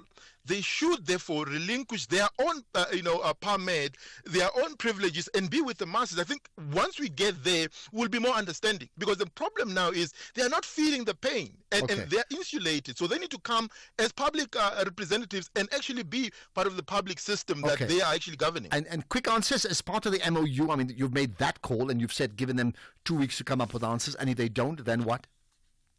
Well, we will consider our options. One of them is a constitutional court challenge, because you remember, Ashraf, we're making the point here that healthcare is a basic a right, a human right. And all right, let's leave it at that. Yeah, let's leave it at that. Thank you so much for your time, Dr. Cedric Sihlangu. But the key word from Samatu's position is healthcare is effectively in dire straits, is in ICU. Okay, that's my words, but you got it. The Toffees are well aware that only maximum points will help them out of the bottom half. Lewin, great feat, brilliance, absolutely superbly done. Calvert-Lewin for Everton. Meanwhile, the Foxes believe they are in dire need of victory to run away from trouble. It's Jordan Ayew, back to goal. Jordan Ayew has scored for Leicester City, and those Leicester fans are celebrating wildly. This is the Premier League. Experience the superb contest, Everton FC versus Leicester City FC, on Saturday 1 February at 4:30 p.m. live on SABC3. Also available at your fingertips on SABC Plus. Proudly brought to you by SABC Sport. For the love of the game. Santam can cover your car in just 2 minutes. That's faster than sticking to your New Year's resolution to eat healthy and immediately reaching for the leftover pizza in the fridge and deciding it's a reward for surviving day one. Get your car covered in just 2 minutes so you can live in the moment, not in the worry. Visit santam.co.za. Santam, this is freedom. Santam is an authorized FSP, a licensed non-life insurer and controlling company for its group companies. Ashraf Garda on SAFM. Tell you what, often we get people calling in on these shows and say, don't call the GNU, it's not the GNU, and how dare you, and you should not do that.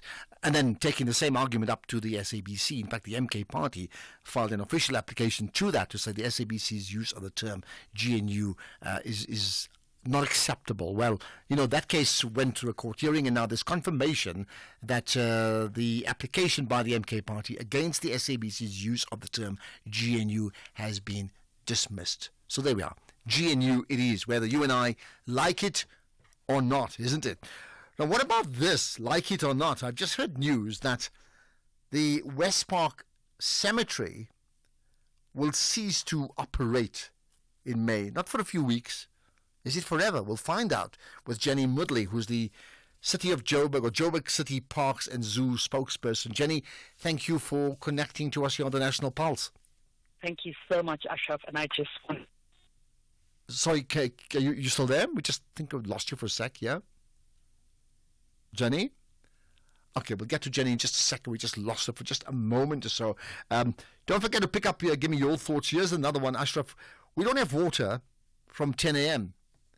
Those issues just go on and on. There's just so much. I believe there's another maintenance issue in the city of Joburg, which means there's like a potentially 4-day water shutter. You can take your pick as to which one's a bigger problem or not. Okay, let me just check with Keys whether we've got Jenny back on the line. Okay, we're just going to do that in just a moment. Oh, yes, in all this, I have not told you that my Friday fireside chat guest, on a Friday we have this fireside guest for an hour, right?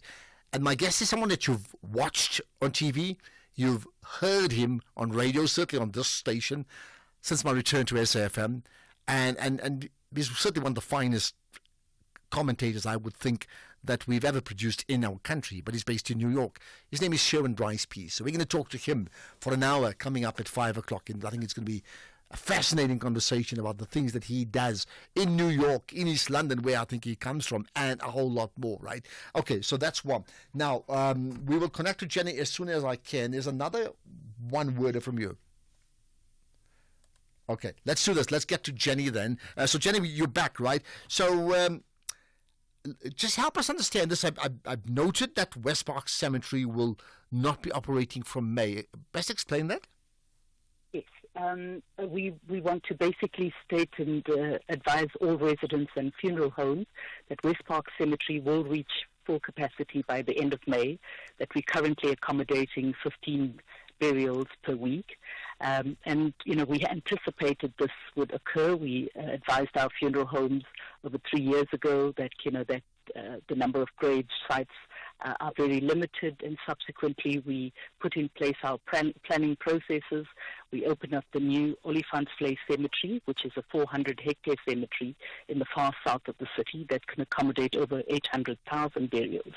So we put that in place. We also developed a second cemetery adjacent to Avalon. We called it Avalon Extension, and that too, unfortunately, has reached full capacity, including Avalon proper.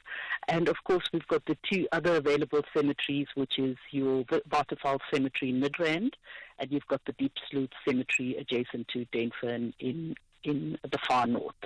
So those are the three cemeteries, and we can adequately accommodate burial space for the next 35 to 40 years.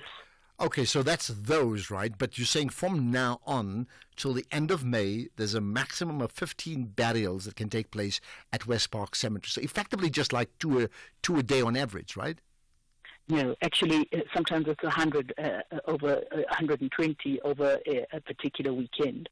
So on a Saturday and Sunday. So the number of burials, we are mindful, Olifantsvlei can have on a Saturday and Sunday over 135 burials.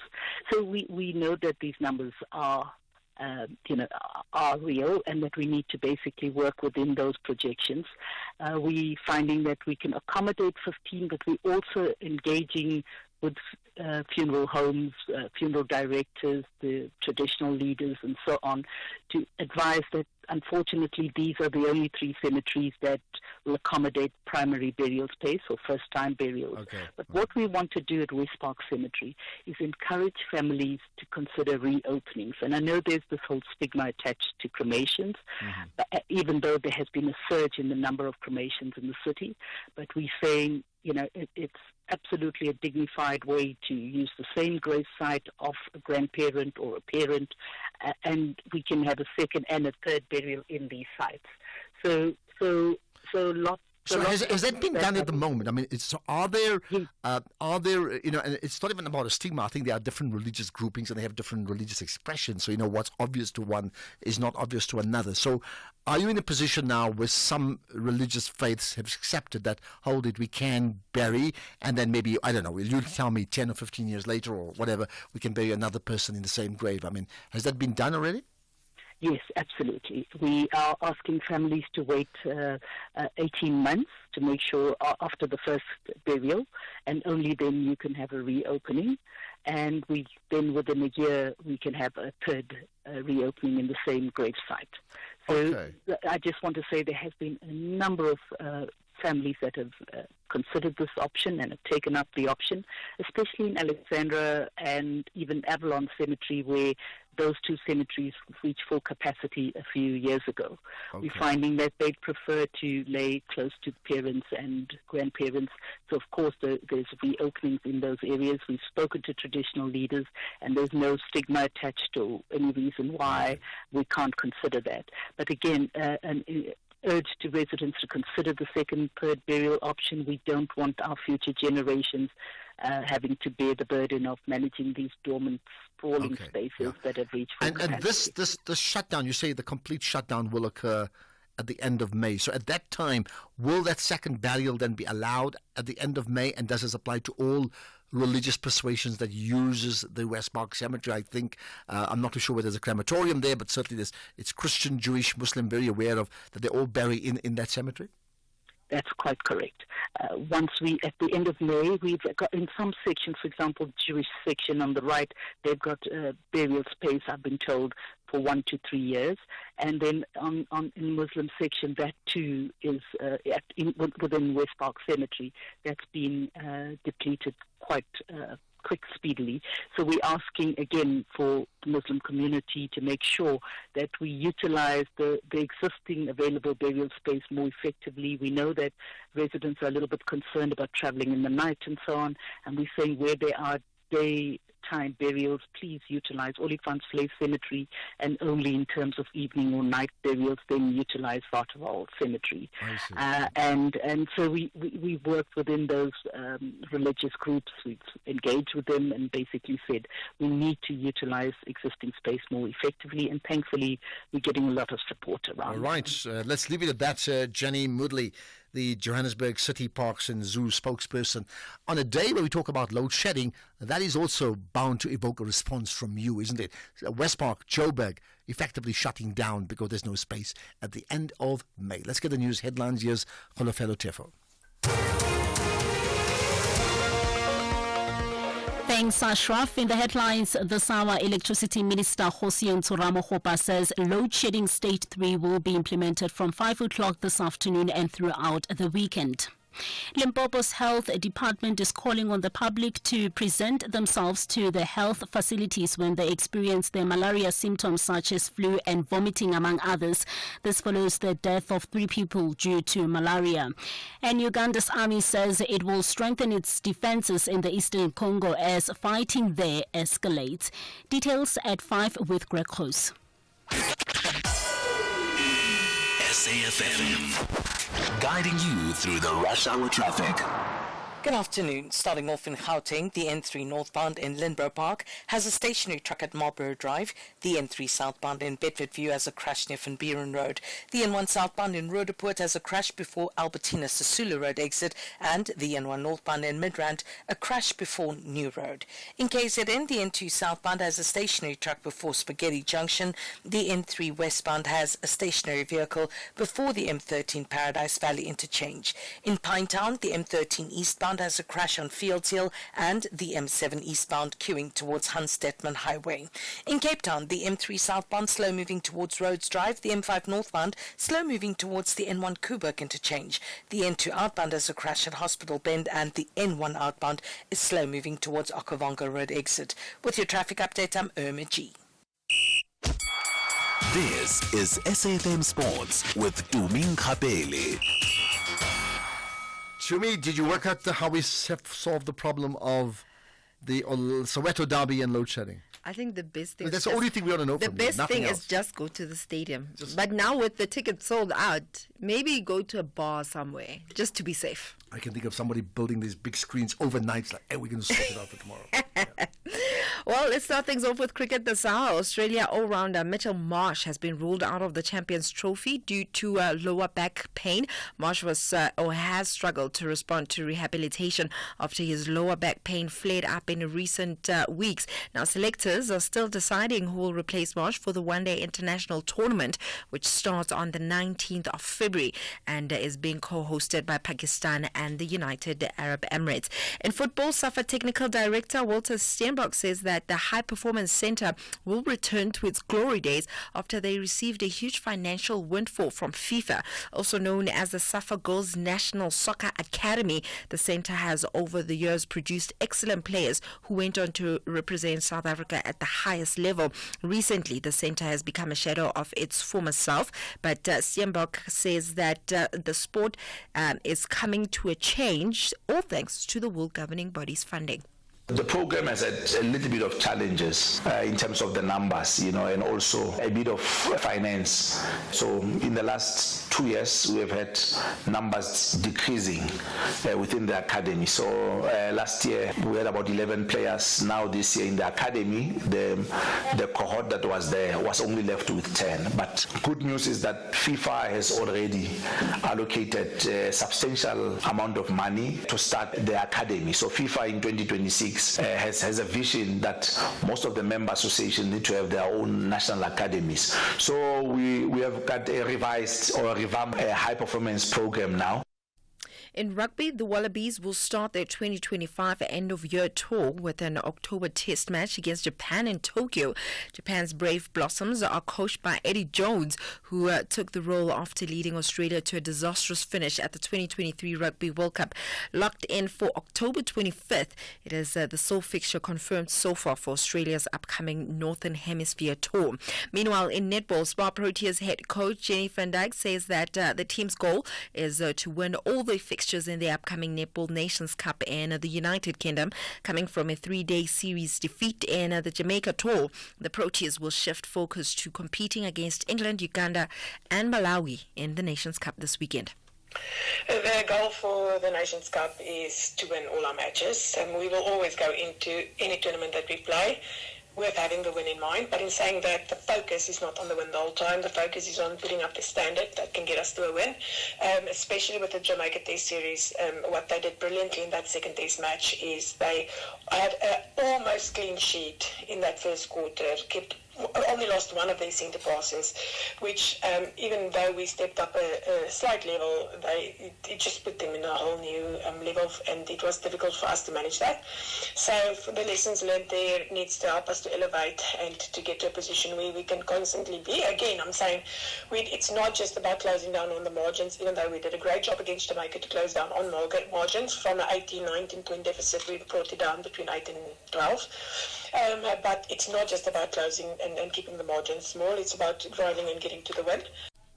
That's it from my side for now. I'll have more in the next hour. Okay, and we'll certainly talk. I want to know what you think is going to happen with Kaizer Chiefs and Orlando Pirates. Not the load shedding. Like, who do we shine a light on in terms of who's going to perform? We'll see about that, right? So more sport here in an hour. This is Tulasizwe Simelane on the Morning Brief. When will you put an end to this? Doctors not getting employment after they've done all the training, we've invested all the money in them, and they've done the community service. Well, Tulasizwe, there is absolutely nothing I can do without the national treasury. In other words, it's a budgetary issue without the budget. And as you know, there have been budget cuts and austerity measures. I've already met with the treasury 2 times on this issue. On our own in health, there is absolutely nothing we can do without that amount of money to us. We need the funds, unfortunately. That's Dr. Aaron Motsoaledi, the health minister, talking to me here on the Morning Brief. Tulasizwe Simelane on SAFM. Missed it? Find the podcast at safm.co.za. Economic news on SAFM. Facts and figures you can count on. And money is such a big deal. In fact, the Minister of Health said the same thing to me 2 weeks before. Nothing's changed, isn't it? Well, let's talk about other money issues with Paswane Mpatlele, who's the Senior Accounts Manager at Makwe Fund Managers. Right, let's go global and local, Paswane. Good afternoon, Ashraf. I agree. Money is a big deal every day. And we're going into the market. It's been a volatile week, but things have come down, and there's been some sense of digestion following the China DeepSeek development. Central Bank was also a highlight. They raised those inflation queries, and that kept investors on edge. But looking at today's data, such as the US PCE, that it became was muted. Investors were slightly optimistic, encouraging the buying of risk assets. But the primary focus of today and going forward into the weekend is the tariffs going on with Trump concerning China, Canada, Mexico, and what would happen. And that would, if taken place at that rate he's currently talking to, is about 3 tensions at this point, and it would evidently see the dollar being stronger, worries among trade, dollar then keeping that 108 level and trying to go higher. Gold prices right now are also hitting all-time highs coming from yesterday, following these concerns and inflation concerns and growth concerns. When you look at the U.S., we've seen the Q4 GDP numbers coming from yesterday that they were weaker than expected. Gold prices at 8,205, which continues to benefit the South African market that has such resources. Meanwhile, oil is continuing to concern about these tariffs and is doing more of a wait and see. They're down 0.475 $0.80 a barrel. On the corporate front, Capitec came up with a trading update saying that their profits, as the headline in specialists is expected to increase by at least 28%, and thanks to those improving credit loss ratios, transaction and commission income coming from the services they provide that has been doing well for them. Equities are trading positively to end the week. We've seen the likes of the US Open higher, Nasdaq was 1%, S&P 0.5, Dow 0.2, Europe FTSE up 0.4, CAC 0.2, DAX up 0.1. Locally, we registered more gains, 0.2, looking for weekly and monthly gains over 2%, supported by our resources up 2%, industrial we're up 0.2, our financials felt some pressure, down 0.7, reflecting those concerns coming from the load shedding, the weaker rand, the higher yields, following those electricity issues we might be probably facing, and the dollar strengthening. But looking at the rand, it is also reflecting that 1866 against the dollar, 1934 against the euro, and 2313 against the pound. All right, perfect. Thanks for all those numbers, and we'll connect with you, next week, in fact, right? So you have a great weekend, Paswane. Thanks for that, right? Okay, let's get, in fact, we're going to talk, well, we won't talk to him. We'll play some of the sound of Julius Malema on a range of issues, including the DRC. The Chill Zone with Bertha Charuma. This trend is going to undo marriage, where people just feel, look, let's just stay together and let's not sign no document. You know, one of the things in my observation that I've learned over the years is that probably a lot of people don't understand the options that they have in terms of marital contract, number one. And I think a lot of people have gotten into marital contracts that may not have been favorable. And I think we learn from those that have done it before us. So therefore, we choose not to go that route. Queen Malovane, Provincial General Manager at Metropolitan. Bertha Charuma, Fridays, 8 p.m. to 12 a.m. Bridget Masinga on SAFM. You come very much from a politically conscious family. You've been politically educated from a very young age, so you were well aware. And I wonder, as a young 19-year-old, what's going on in those moments? I was 19 at the time. My mother had died 3 years before that. And so I was very much a depressed young person dealing with the idea of being alone in the world. At the time, my family didn't understand me, and so many people in my family were not even speaking to me. When I was 19 years old, I was kind of, what's that thing where they throw you out the family? A black sheep, a loner. Disowned. I was kind of disowned by my family. I had no one really. I was spending every birthday alone, every Christmas alone, Easter alone. Miss Thandiso Mazwai. You are listening to The Full Circle. Missed it? Find the podcast at safm.co.za. X at SAFM Radio and at Ashraf Garda. And yesterday I chatted to the spokesperson of the Rwandan government. People have been asking about it. Just go to the podcast. Just go safm.co.za. Then you get the section, The National Pulse, and you get all the podcasts of all the interviews that we've had on the show, including what will happen just now, Sherwin Bryce Pease, because he's my guest after 5 o'clock. Don't miss that as part of the Friday Fireside Chat. I wonder what you'd want to ask him, right? And I also wonder what you'd want to talk about funerals and cemeteries being filled up. How do you get down under? Just think about that. I'll take your calls just now. Right, let's talk about Julius Malema now. So today, earlier on, Julius Malema addressed the EFF members at the party's plenum at the Zabula Golf Estate in Limpopo. Now, we spoke about many issues, party-related, but then also spoke about something that's very topical, which is the issues of South Africa and the DRC and Rwanda. So we thought, let's play some of that. Firstly, he reflected and honored the 13 soldiers who lost their lives. The people of South Africa, our nation finds itself in the middle of a war in the Democratic Republic of Congo without a clear explanation as to why. As the EFF, we commend our courageous soldiers who fought bravely and placed their lives on the line in order that they must ensure there is peace and stability in the DRC. Our soldiers are disciplined and could never question those orders, and they have followed these orders with discipline. There can be no doubt that those soldiers who have passed on sacrificed their lives and deserve to be recognized and honored. However, at the heart of the conflict in the Congo is not a desire for peace, but the greed of the West for the minerals wealth of Congo. Right, then he spoke, staying on the issue of the Congo, he said this important statement regarding what soldiers should be doing next. We are being humiliated in DRC and threatened with war by President of Rwanda because our role of peace in the DRC is questionable, because there is no peace that has ever been achieved through the deployment of soldiers. The South African National Defence Force is not in DRC to pursue peace, but we are participating in the decade-old conflict to secure the mineral interest of the capital elite in the Congo. Our soldiers must withdraw from the DRC, not only because they have not been given the necessary equipment to pursue the so-called peace they are there for, but because the motivation to send our forces to the DRC are dishonest. Our children, our sons and daughters of the South African National Defence Force have been sent to their death because the mineral interests of multinational corporations and individuals must be secured.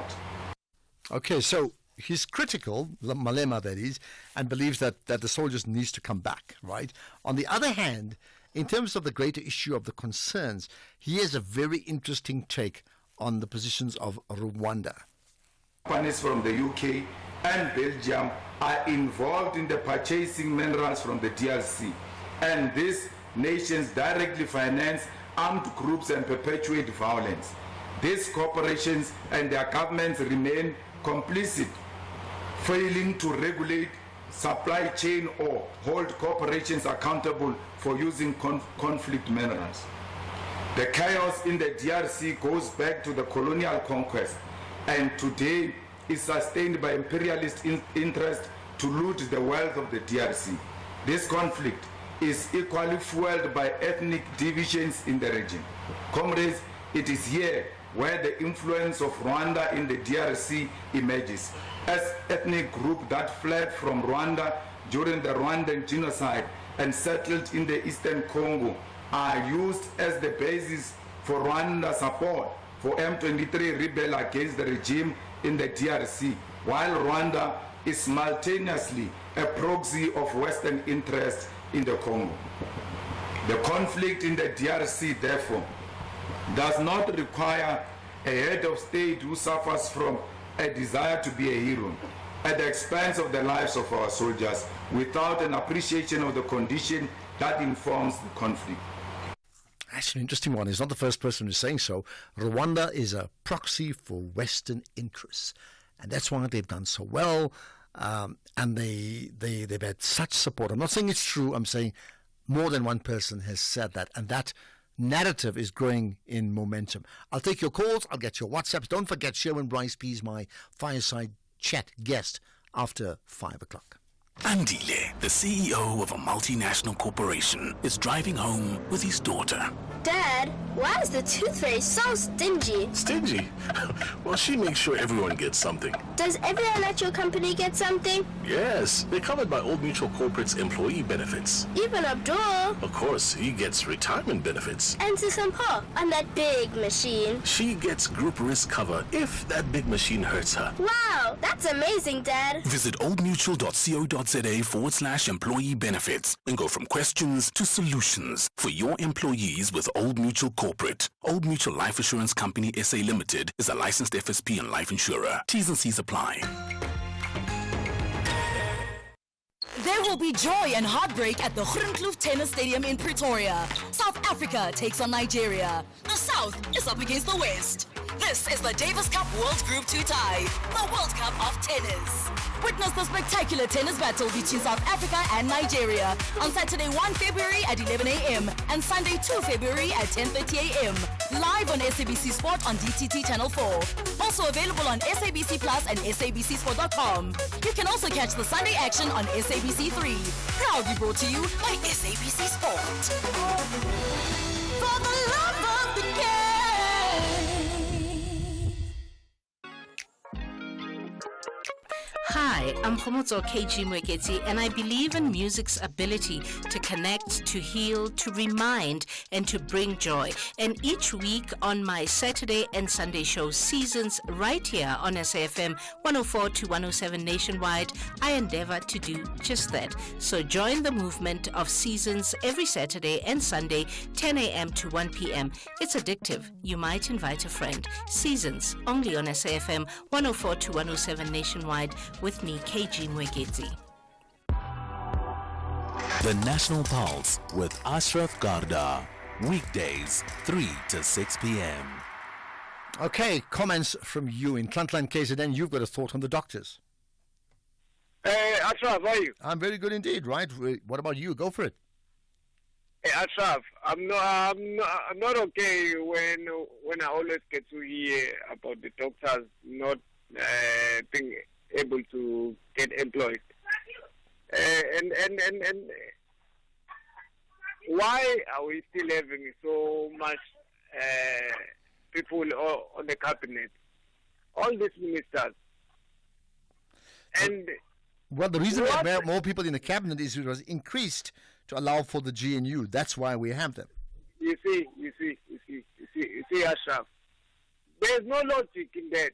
It's just that we are trying to please the GNU with our tax money.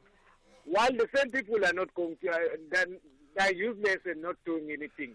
All right, but you see, some may say that's why we have the GNU. Because of the problems we have, many people decided that they can't support the party that has been the party of choice for 3 decades. They don't trust them anymore. That's why we have the GNU. I'm not saying it's right. I'm saying we now have a situation where people want to change, and we've seen that. Hey, Ashraf, in this country, we've got a big problem of useless politicians. And the DA, the ANC, as if they are being praised so much, as if they are capable of doing something, while for the past 30 years we've been suffering under their wash. Yeah. Well, you just made the point. That's why there's a change. I'm not saying I agree with the change. I'm saying people have responded. Let's move on. Klantla, thanks for that. Lots of people. So Sherwin Bryce-Pease coming up after 5, and people already talking about him. Let's see if we can play some of those now. Just ahead of that, like a big scene setter for Sherwin Bryce-Pease. Hi, Ashraf and your team, lovely South Africans. It's Eddie from Wendell-Stress. The person that you are about to interview, really this country is proud of him, a good journalist, seasoned journalist, and we say to him, he must continue doing the great job for this country, and it doesn't go unnoticed. Mr. Spies, I have respect for you, sir. Every report that we get from you, you can see is well researched and so on. Thank you very much. Well, nice one. Here's another on Sherwin Bryce-Pease. Ashraf, Sherwin, I thought he's an American. The way I like when he says, Sherwin Bryce-Pease, New York. I like it. Oh, Sherwin, thank you so much, my brother. Thank you so much. We may even play that one again. I tell you, I have no doubt, and I've told him this, that certainly he's one of South Africa's finest. Absolute and consistently so. Tremendously good at what he does. That's my one word, Ashraf. Okay, that's like a balloon when you open it up. That's the type of sound you get from that. I can just imagine there's more of that. My one word regarding the electricity situation is predictable. Predictable, okay. That's like very unpredictable. Good afternoon, Ashraf. My one word is momish. Momish mampara. That's Eskom. Hey, momish of the week. I've heard that before, but not for a long time. Here's another on the words. Yeah. Hello, Ashraf. The one word that I would describe today's announcement by Eskom is somber. Well, it's back to hello darkness, my old friend. Thank you. It's Naren Singh, Kwadiguza. Well, Naren, that's very interesting. Because I tell you what, let me see what I tweeted about this, Naren. Let's see. I mean, it's not the same thing that you said, but I said something, and I played around with the same idea of, hello darkness, my old friend. Let me see what I said. I need to get this right and not waste too much time on this one. I said, South Africa. All right, Naren, I'm struggling to find it. No, I need to get it just now. I need to get it. This is what I said. Hello, load shedding, my not so dear friend. It's not so good to see you again. In the tune of your song, Naren, and you get my point, right? There's more on that. Okay, let's see. Hi, Chef Errol there from Durban. With the increase in electricity coming, so we're going to be paying more for getting less electricity. Yeah, we just can't win. Errol, Durban. And from Durban to Cape Town. Hi, Asaf Lukman, Cape Town. Guys, always. That's why Cape Town is the best. That's why Meyer Golden Hill Lewis is the best mayor in South Africa. That's why everybody's flocking to Cape Town. That is why. That is why Penyasa Lesotho has nothing on Meyer Golden Hill Lewis. Nothing. Oh my goodness. I've been to Cape Town 4 times in the last year, and I flocked, but it's only because of family. From Paarl to Warmer Estate, Lukman, you know exactly what I'm talking about, all those regions, okay? And that's why I've been there. Right, here's a comment on Julius Malema's comment. Good afternoon, Ashraf. This is Mateo Bono. Yeah, listening to Julius Malema talking about the war of Congo and the South African troops in Congo and the Rwanda there. I think Julius Malema got an answer why our troops are there. Julius Malema was the president of ANC Youth League. He knows exactly what is happening in DRC. So he must not talk politics, but he must just come and tell us what is happening and why our troops are there for these long times. This is Mateo Bono. Okay, that's that. Let's get another call. Klabirwa in Sekhukhune wants to also talk about Julius Malema. Go for it. Yeah, thank you, Ashraf. I think Comrade Malema is wrong. Actually, it's completely wrong to analyze it in that way.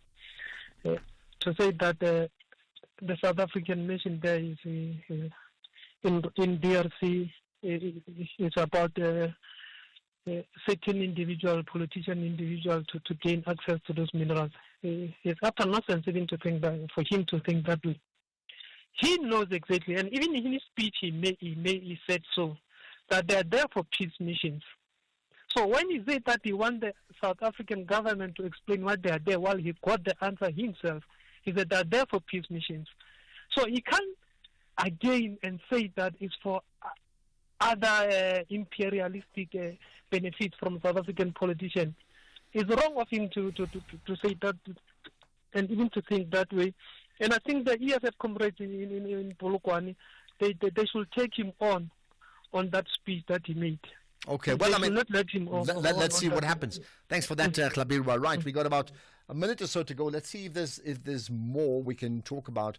Good afternoon, Ashraf. I thought it was a joke. Mr. Load Shedding has returned again from Terence in Kakamas, right? Well, yeah, okay, a joke of sorts, but it's not a good joke at all, isn't it? Right, let's see if there's some more. There's lots of people commenting on, there's one on the MK party.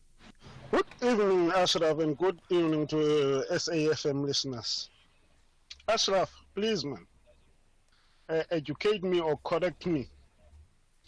Did ever that guy, spokesperson of MK, when you call for him for an interview, did ever finish his interview without mentioning Cyril Ramaphosa's name?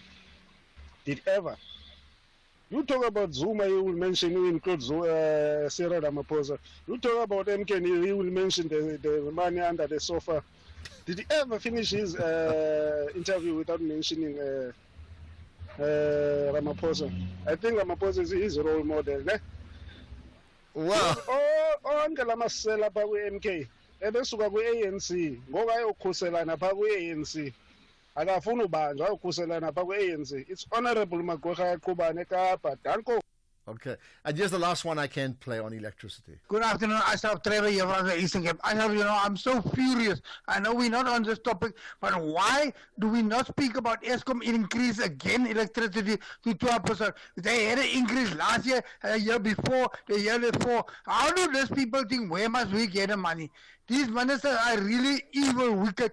You understand why I'm saying so? Because they are living in luxury, they don't pay for nothing, but we have to bear the blunt. It's so unfair. Thank you, Ashraf. Well, there you are. You've certainly made your point. It's so unfair. Right, let's pause for now. We will have, so we can't take calls on this issue any longer, but we will have Sherwin Bryce Pease as my fireside chat guest coming up after the news. It's right now the news at 5 o'clock. Here's Greg Gross.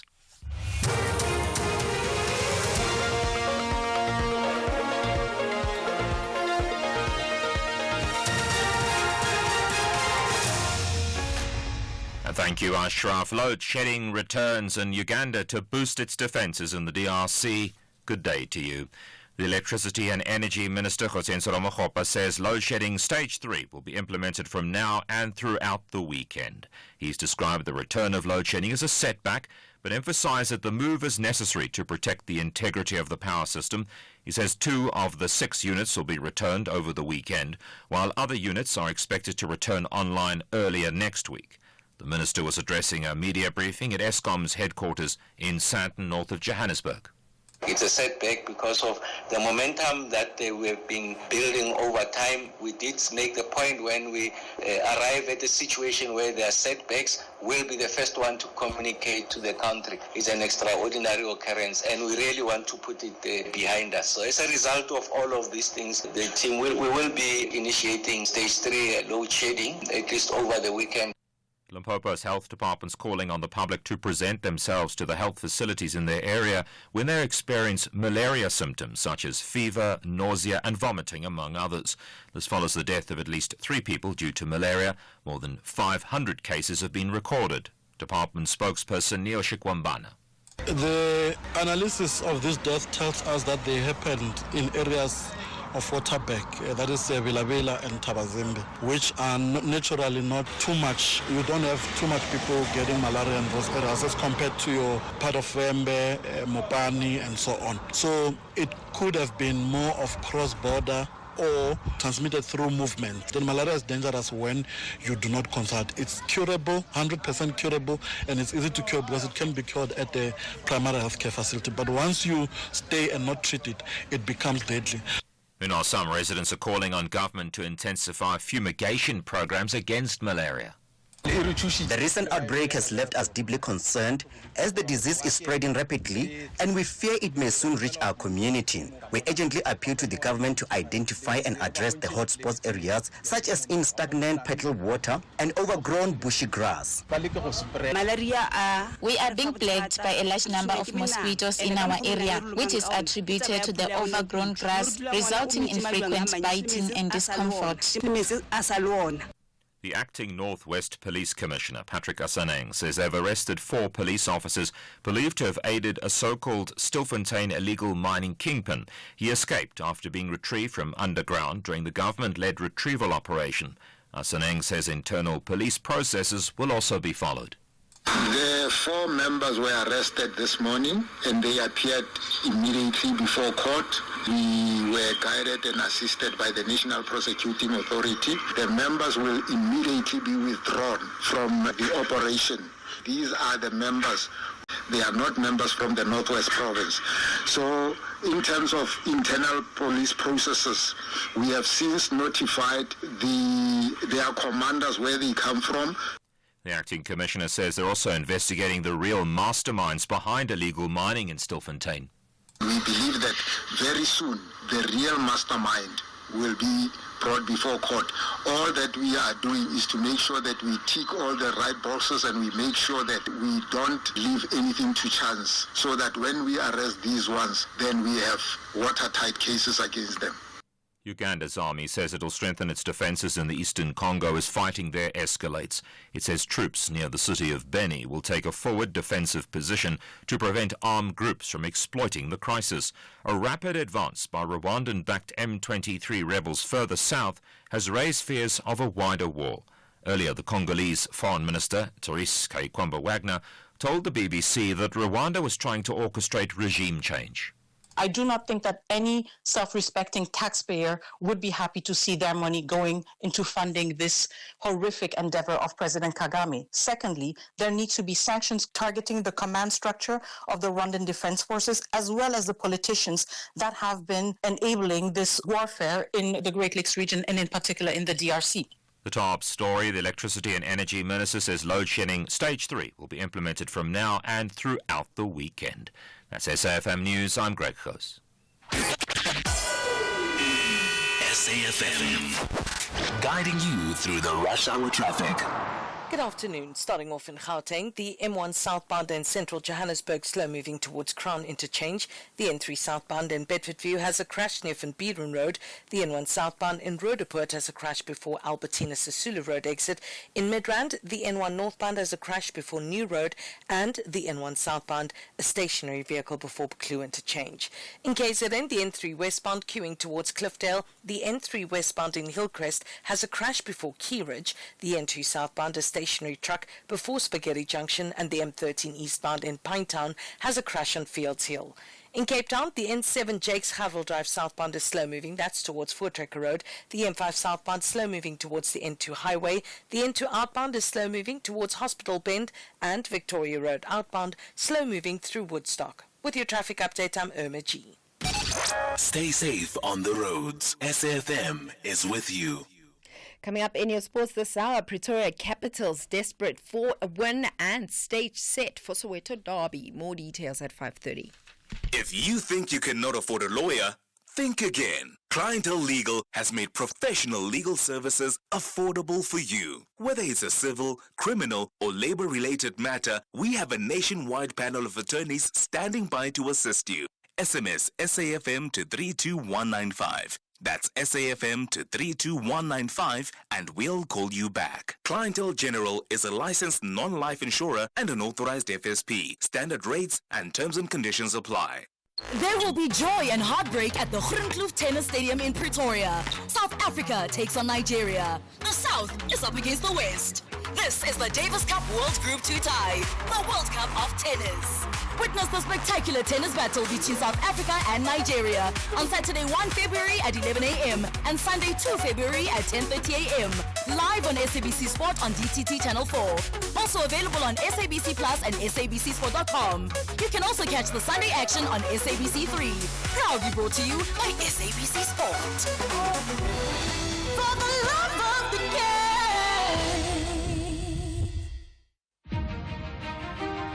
The SAFM Playwriting Competition is closing on the 3rd of February 2025. Explore the theatre of the mind and write your 60-minute radio drama play and email it before 5 p.m. on the 3rd of February 2025. Late submissions will not be accepted. For further information about the competition, visit safm.co.za or send an email to drama@safm.co.za. SAFM, leading the conversations that move us. The National Pulse with Ashraf Garda on SAFM. You're listening to the National Pulse, weekdays 3 to 6 p.m. All right, it's Friday, which means we have the Friday Fireside Chat. And every Friday we speak to a person, I would say biasly a person of prominence, somebody that you would know. And then when we get that person, we just chat about anything. Part journey, part what their plans are for the future, but also part their take on a whole range of different things, right? And today we're chatting to someone that I've chatted to often on this radio station now and in my previous journey at SAFM. And that's Sherwin Bryce Pease, someone that you'll be very, very familiar with. Sherwin, good chatting to you, and I'm furious we didn't meet up when you came over the holiday period. As you know. I was sorry to miss it. I got a call from your producer as I was flying out of the country, but I'm very happy to be with you and your viewers. Good evening, South Africa, and good evening to you, Ashraf. Absolutely. Well, wonderful to talk to you. Now, you know, I've said it I'm not just saying it on the air. I've said it on social media, which is for the record. I mean, you amongst the finest broadcasters, reporters, journalists that this country has ever produced. And I mean the word ever, because there's been a consistency in what you do. I think, well, you can tell us how long you've been in New York, but it's been tremendous. And in many ways, talking to you today and getting your take on other issues is also paying tribute to the fact that, hey, we see you and we acknowledge you. Ashraf, I don't want to sound cliched. I am really humbled by your words. I'm really humbled by this opportunity. You know, as journalists, I think we should not be misconstrued, particularly broadcast journalists like yourself and myself, misconstrued as some sort of celebrity. I feel very uncomfortable giving my personal perspectives on issues. You know, our job is very much to reflect and to be mirrors of society so that people can make informed decisions. And so, you know, by virtue of the medium, we tend to be recognized. You know, some people call us celebrities. It's something I'm very uncomfortable with. But I'm happy to be here and to sort of give my perspectives. Well, I mean, let's stay with that. I mean, let's ignore the celebrity part, because I tend to agree with you. Even if someone calls me that, I'm like, come on, man, you know, find a better word. Exactly. Absolutely. But having said that, I mean, you are impactful. And, you know, today, in fact, today I tweeted, I said, not everybody's an influencer, but everybody has influence, you know, and you clearly have influence, right? I mean, how aware are you of that constant influence that you have when you do reports from wherever you could be, New York, Washington, wherever else in the USA mainly, and you know, your thoughts, your words, and the way you put things together are carried and taken in by an entire nation? The job is big by virtue of itself. You know, you're in a public platform on a daily basis, and we live in a world that is very quickly evaluated, be it through social media or emails, or, you know, people have the ability today, unlike they did maybe 20 years ago, to interact with who you are, what you do, and how you do it quite instantaneously. And so I think it's incumbent on us to not focus so much on that, but focus on the substance of the work. And the work is very, very important. You know, the work that we do is often life-changing, and it is often undermined by these new platforms, Twitter, social media, the like, where, you know, often you hear about, you know, this is the new media, you are the new media, but we have a responsibility as trained journalists to be that gatekeeper, to really ask those questions, you know, the old sort of inverted pyramid, who, what, when, and why. And we've forgotten those tenets. You know, journalists get attacked for saying climate change is real because you're apparently taking a side, but the science is unequivocal that it exists. And so even when we produce the facts and base those facts, you know, back them up with substance from the experts in the know, we are still castigated as taking a side, be that around vaccines, for example, or, you know, whatever, you know, the conversation might be about. And so I think it's incumbent on us to stay true to our values, to stay true to what journalism is about, even though, you know, you have these anti-journalistic forces that are coming for us on a daily basis. The basics are still true today, and people need to be informed so that they can make better choices in life. And I think we have a very big responsibility to do that. So I'm not focused on the celebrity. I'm focused on doing a good job on the story today so that people can look at that and go, well, I learned something there. Sherwin did a good job there. It's not about Sherwin, it's about the information that we're imparting to people. So how often then do you get that feedback to say, Sherwin did a good job there? From time to time. Sometimes, you know, my mother watches every day, so she's one of the biggest fans. I have family that watch. I think it makes them particularly proud. You know, I come from a middle-class brown community in the Eastern Cape of East London, and I know that the community there is very proud that, you know, a boy from Parkside, East London, could go on to, you know, what many people see as great heights, right? I'm the international correspondent based in New York. My office is at the United Nations. I interact with very interesting people that are affecting how the world works and how we see it. And so what a privilege to be afforded such a wonderful position, given where we come from in the history of that journey. Absolutely. And you know, I mean, in my previous iteration at SAFM a long time ago, I know, and many people may not be aware of it, that, in fact, you read the news on SAFM too, right?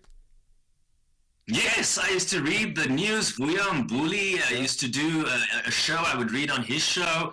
I started my career at the SABC under Judy Sanderson, who's a former editor from KwaZulu-Natal. You know, everybody knows Judy, right? Judy's still, I think, with the National Editors Forum in South Africa. And she gave me my first break at the SABC working on what, Ashraf? Newsbreak. 083-123, I think, was the number you used to phone for your matric result. She was driving the project. I know that, yes.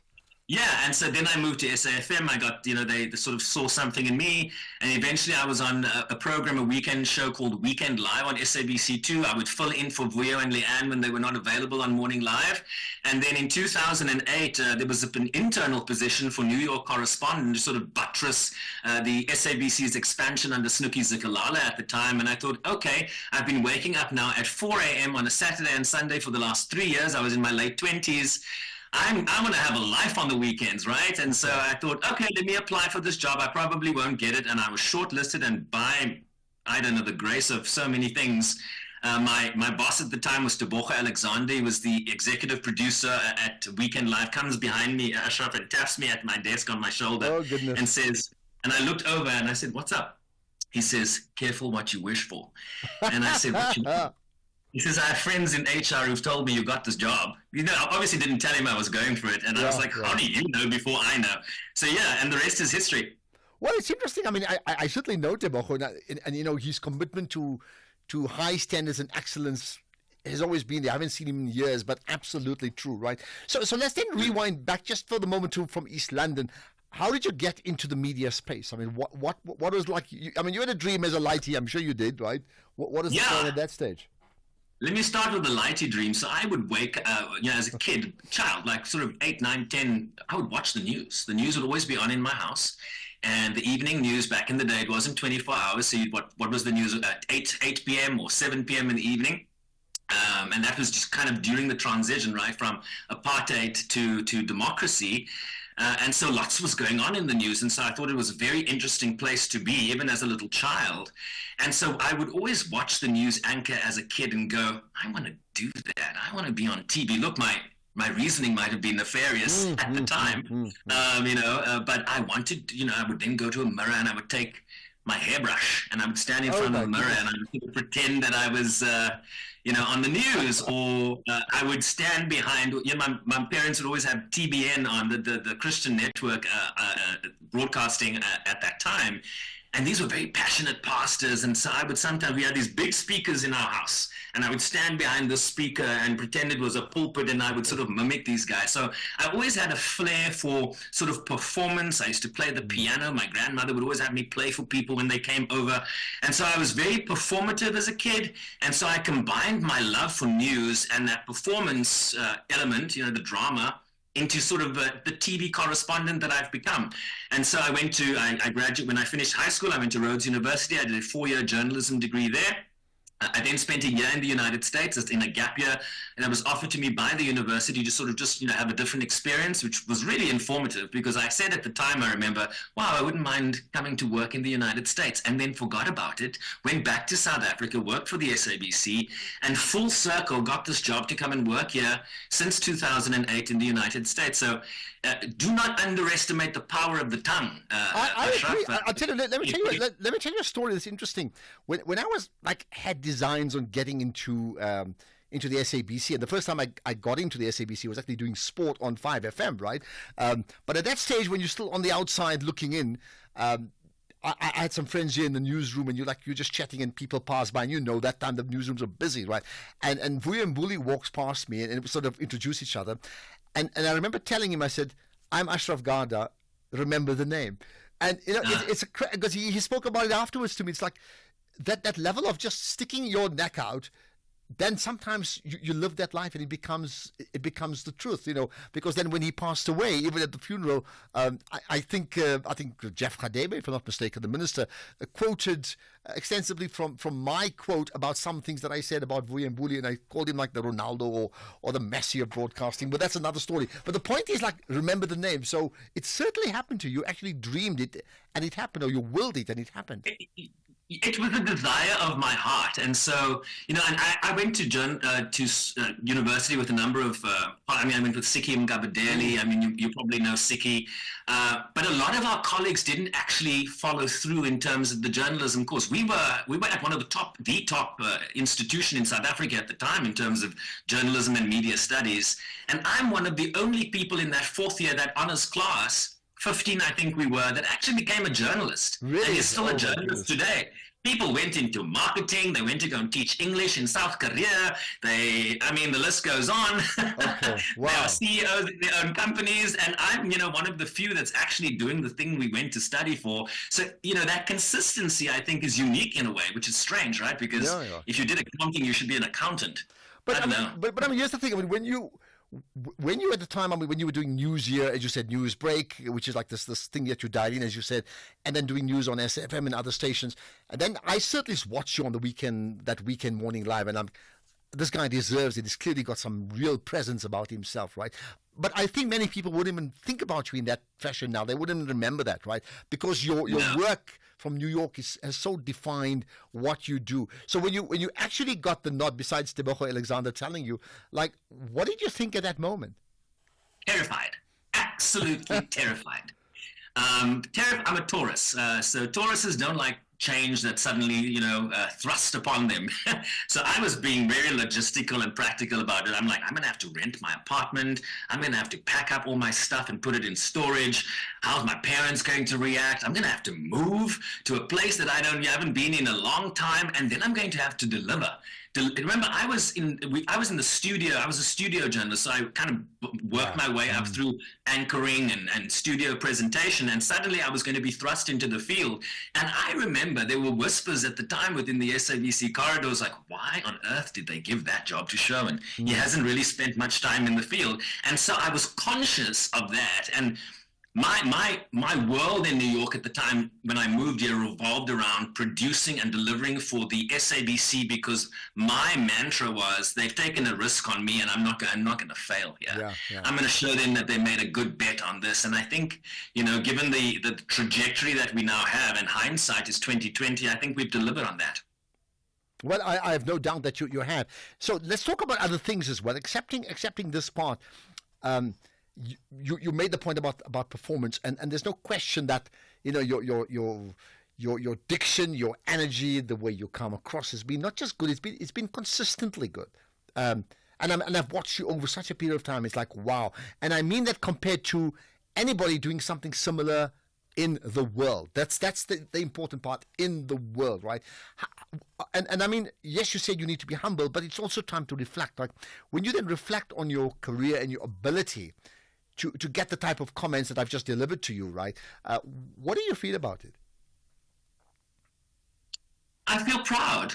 I do feel proud. I feel really proud. I take my work very seriously. And I think what you're referring to, Ashraf, is not just competence, it's also the individuality and the personality and the brand that you as an individual bring to a position that is easily compared to others, right? I mean, we are in a rat race. We are not unique in the sense that I'm a correspondent. There are many correspondents. I have many colleagues that do similar things within the organization. But I think the difference that you're talking about is how am I defining my own brand? What is it that I bring? What do you as Ashraf Garda bring to your presentation that is different from everybody else? And I think that is what people have that's what you're recognizing, is that Sherwin is an individual in how Sherwin does what Sherwin does. And I think that is important. That's an important life lesson. Individuality matters in a world where we're all following the Pied Piper, to use that. So even if the story is the same, the individual delivery of the story. Yes, what is the personality that you're going to, maybe it's how you dress on camera. I always say, like, how you dress on camera is half the job. So look the part if you want people to take you seriously, and then bring the substance. But if you're going to look slovenly on camera and then expect people to take you seriously, you're making that project a little bit harder for everybody. So your individuality, your brand, stand out. What is the difference? Why should I be more interested in you than your colleague? And I think that individuality individuality is really an essence that needs to envelop how, the work that we do, whether it's as an accountant, whether that's in your surgery, whether that's as a nurse, or as a teacher, right? As a teacher. And our job in many ways is to teach. Right? We're dealing with complicated things, for example, at the United Nations, how the Security Council resolution works, what's in that, how do you describe a mandate in a peacekeeping mission? These are things that your grandmother and my mother and people like that perhaps don't know this on a day-to-day basis, need to understand when you explain it. And so taking complicated stuff and making it easy but professional is all part of the job. And so I think that individuality is really what has set me apart in many ways from others. Here's the $1 million question. How long more in New York for you? I do not know the answer to that. We are currently in conversation about, this is not a lifelong position for me, and that's certainly, I'm here at the SABC's their graces. But let me tell you this, I love my job. And I will make it very difficult for them to take it away from me. And if they need to do that, they must make that decision. But I love this job, and I think we show up every day based on the expectations, based on the investment that has been made here. But I feel I love this work.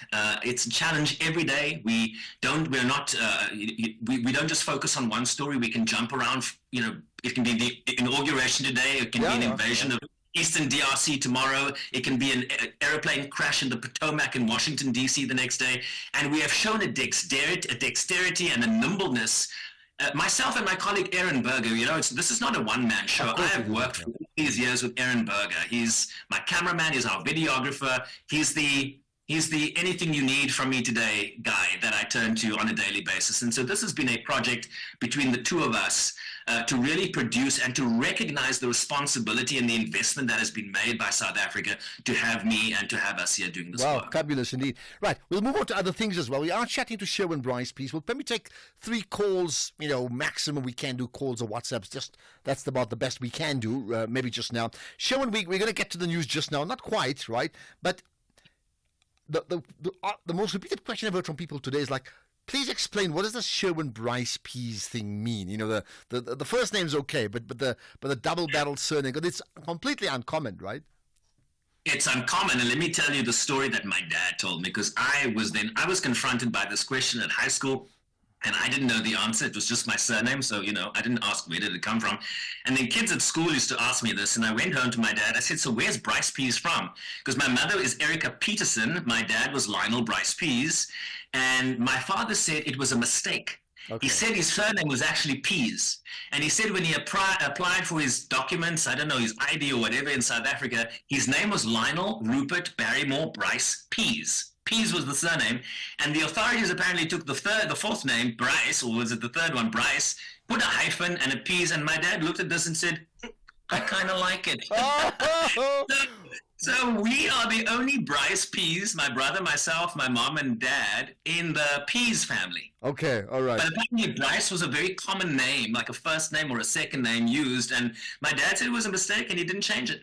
And so, but it's fascinating because also when you deliver in terms of the work you do. So when you're doing an interview in studio, it's different, right? But when you're delivering a report, then the way you sign off is important. And I'm Sherwin Bryce Pease, New York.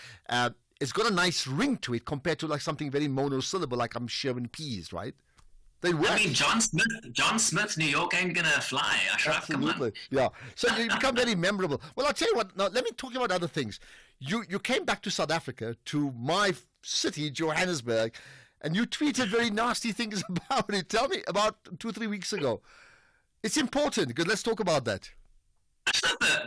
Eskom had sorted out load shedding. I mean, I guess we're talking now just as the lights are going back off in South Africa, so my heart goes out to you. Yeah.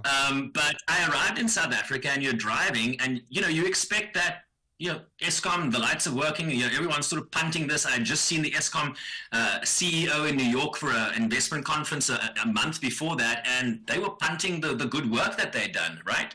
And I go back to South Africa and you are just confronted by every second traffic intersection, the traffic lights were not working. And it just creates this dangerous backup. I mean, Joburg ain't child's play, right, in terms of intersections.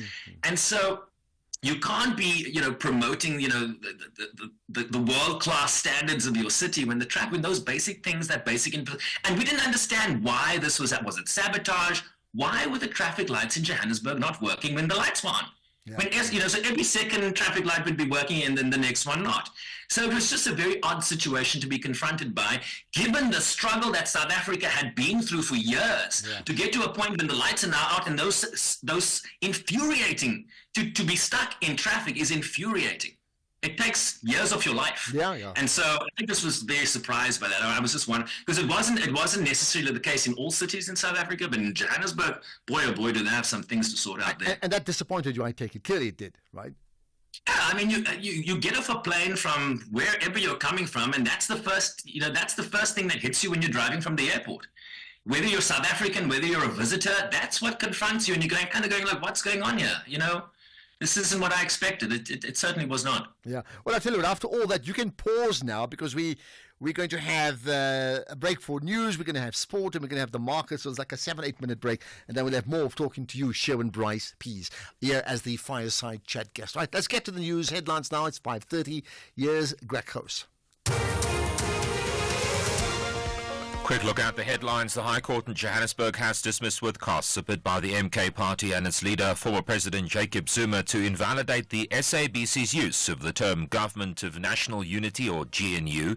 The Electricity Minister says load shedding stage 3 will be implemented from now and throughout the weekend, and thousands of households in Johannesburg will experience low water pressure to no water starting tonight. There's a full update at 6 o'clock. SAFM, guiding you through the rush hour traffic. Good afternoon. Starting off in Gauteng, the N3 southbound in Germiston queuing towards Geldnes interchange. The R55 northbound slow moving at Kyalami Boulevard. In four ways, Winnie Mandela Drive is slow moving at Broadacres Drive, and Winnie Mandela Drive northbound slow moving at Uranium Street. In KZN, the M7 eastbound in Pinetown is queuing towards Hans Detman Highway. The N2 southbound has a stationary truck before Spaghetti Junction. The N3 westbound queuing towards Cliffdale. The N3 eastbound has a crash before Spaghetti Junction, and Umgeni Road westbound has a crash at Alpine Road. In Cape Town, the N2 inbound in Somerset West has a crash reported at Broadlands Road. Spine Road in Khayelitsha has a crash at the N2 highway. Strandfontein Road southbound is slow moving towards Spine Road, and the R304 northbound in Stellenbosch queuing towards Butler Road. With your traffic update, I'm Irma G. This is SAFM Sports with Tuming Kapele. Okay, Tumi, I did say there's no way we can ignore Kaizer Chiefs versus Orlando Pirates. So go for it. It's what we are definitely looking forward to. And Orlando Pirates striker Tsegofatso Mabaza says that it's impossible to ignore Kaizer Chiefs' poor defensive record this season ahead of that Soweto derby. Amakosi have finished just 2 out of their 14 Betway Premiership fixtures without conceding so far under coach Nasruddin Nabi, while the Buccaneers are the second highest scoring team in the league behind leaders Mamelodi Sundowns. And Mabaza is quite confident that they can exploit the Chiefs' defense tomorrow. Look, yes, definitely. It's obviously been a bit of a problem for them in terms of keeping clean sheets. So it's all about the weaknesses that we find when we analyze them, and hopefully we can take advantage of that going into Saturday's game. The biggest thing has been that we know that we have players, we have quality players, we create a lot of chances, obviously through the information that we get from our analysts, from the coaches, and what we work on in training as well. So it's just been a matter of sharpening our scoring skills, like I've been saying for the last couple of months, that people are yet to see what this team is made of. And this season, look, we've managed to take the chances that come our way, and that's why we have managed to score so many goals. I think it's just a matter of taking our chances. Meanwhile, Kaizer Chiefs coach Nasruddin Nabi says that his side is in a very good space ahead of tomorrow's clash. This will be Nabi's first Soweto derby, and he says he won't leave any stone unturned at the sold-out affair.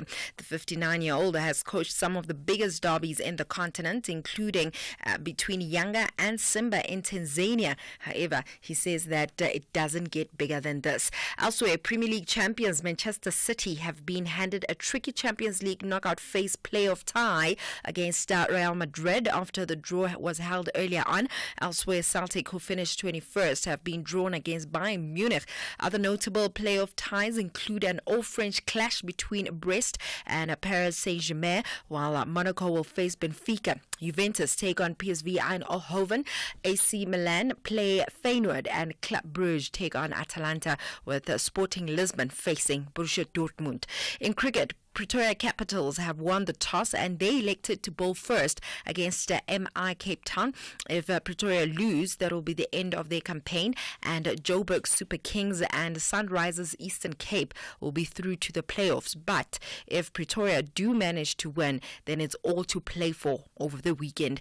Elsewhere, Australia all-rounder Mitch Marshall has been ruled out of the Champions Trophy due to lower back pain. Marsh has struggled to respond to rehabilitation after his lower back pain flared up in recent weeks, and the selectors are still deciding who will replace Marsh for the one-day international tournament, which starts on the 19th of February and is also being co-hosted by Pakistan and the United Arab Emirates. In UFC, South Africa's UFC and middleweight champion Dricus du Plessis will put his title on the line when he faces Sean Strickland. He took down Strickland last January in Canada to become the middleweight champion, and he is aiming to repeat that feat as the UFC returns in Sydney. It's happening on the 8th of February, and it's going to be starting from 5 a.m. So, in terms of tomorrow, Ashraf, you did say you're going to ask me what I think is going to happen. Yes. I think it's definitely going to be interesting. I think for me, I'm looking at a point of the youngsters that are going to be competing in the Soweto Derby. I think there's 6, if I'm not wrong. Amazing, eh? Yeah, wow. Absolutely amazing. I think an average of Like 20 years. For the first time? Or not? Some of them? Yeah, and it's always an interesting one. I'm seeing Kaizer Chiefs struggling perhaps because we've seen the form that Pirates has been at. However, we always know that when it comes to the Soweto Derby, it's just unpredictable. Well, then I agree. Derbies don't go by the normal, form line. Yeah. Right. Although I find that the Nasruddin Nabi's quote is more like an investigating officer.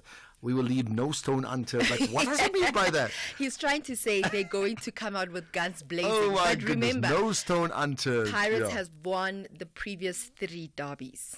Do you expect them to win again?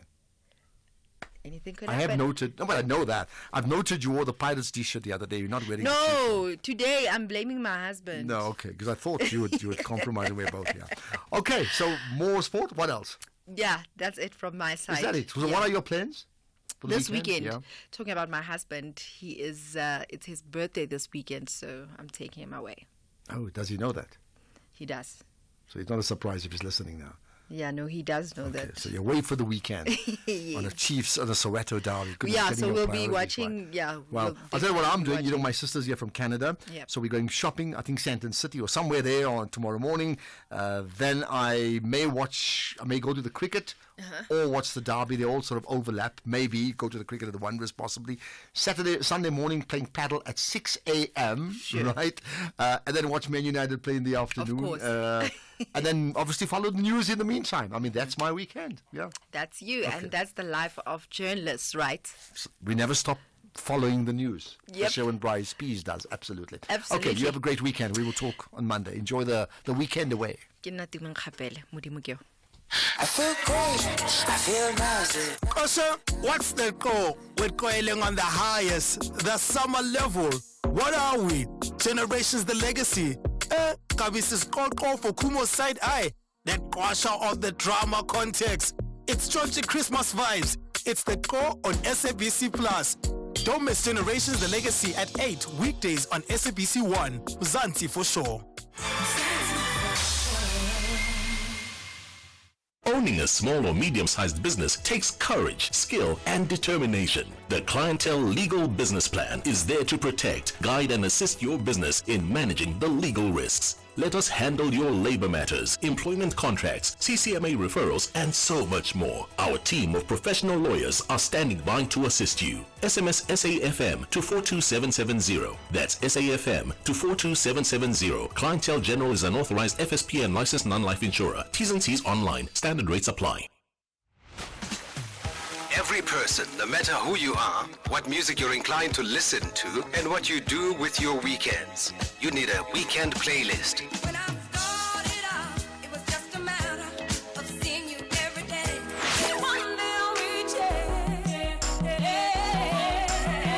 It's that musical mix of music that accompanies the lazy weekends, whether catching up with friends and family or just taking some time to reflect.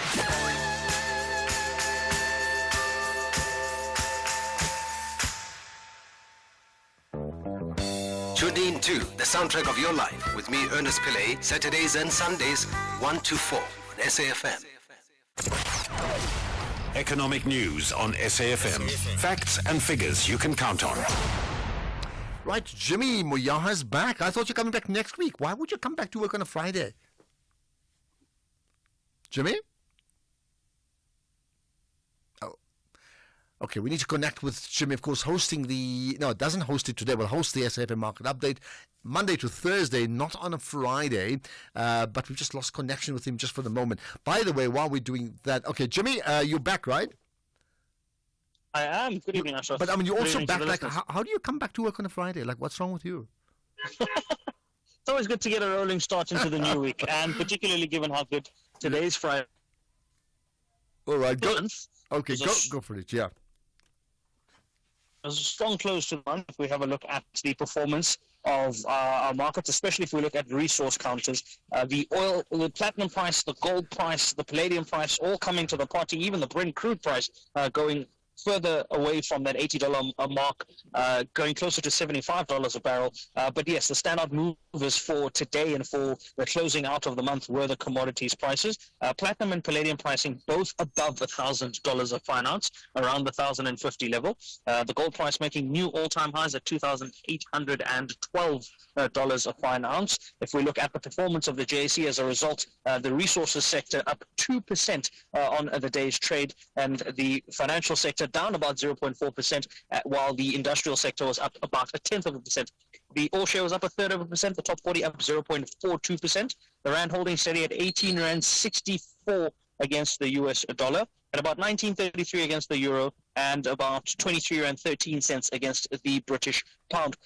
When we look at the international markets, all international markets pretty much in the green, with the exception of the DAX in Germany. That was down about 4 basis points, but the Nasdaq up about 1.2%, and that still has to trade into the evening. So all in all, a great close to the month of January.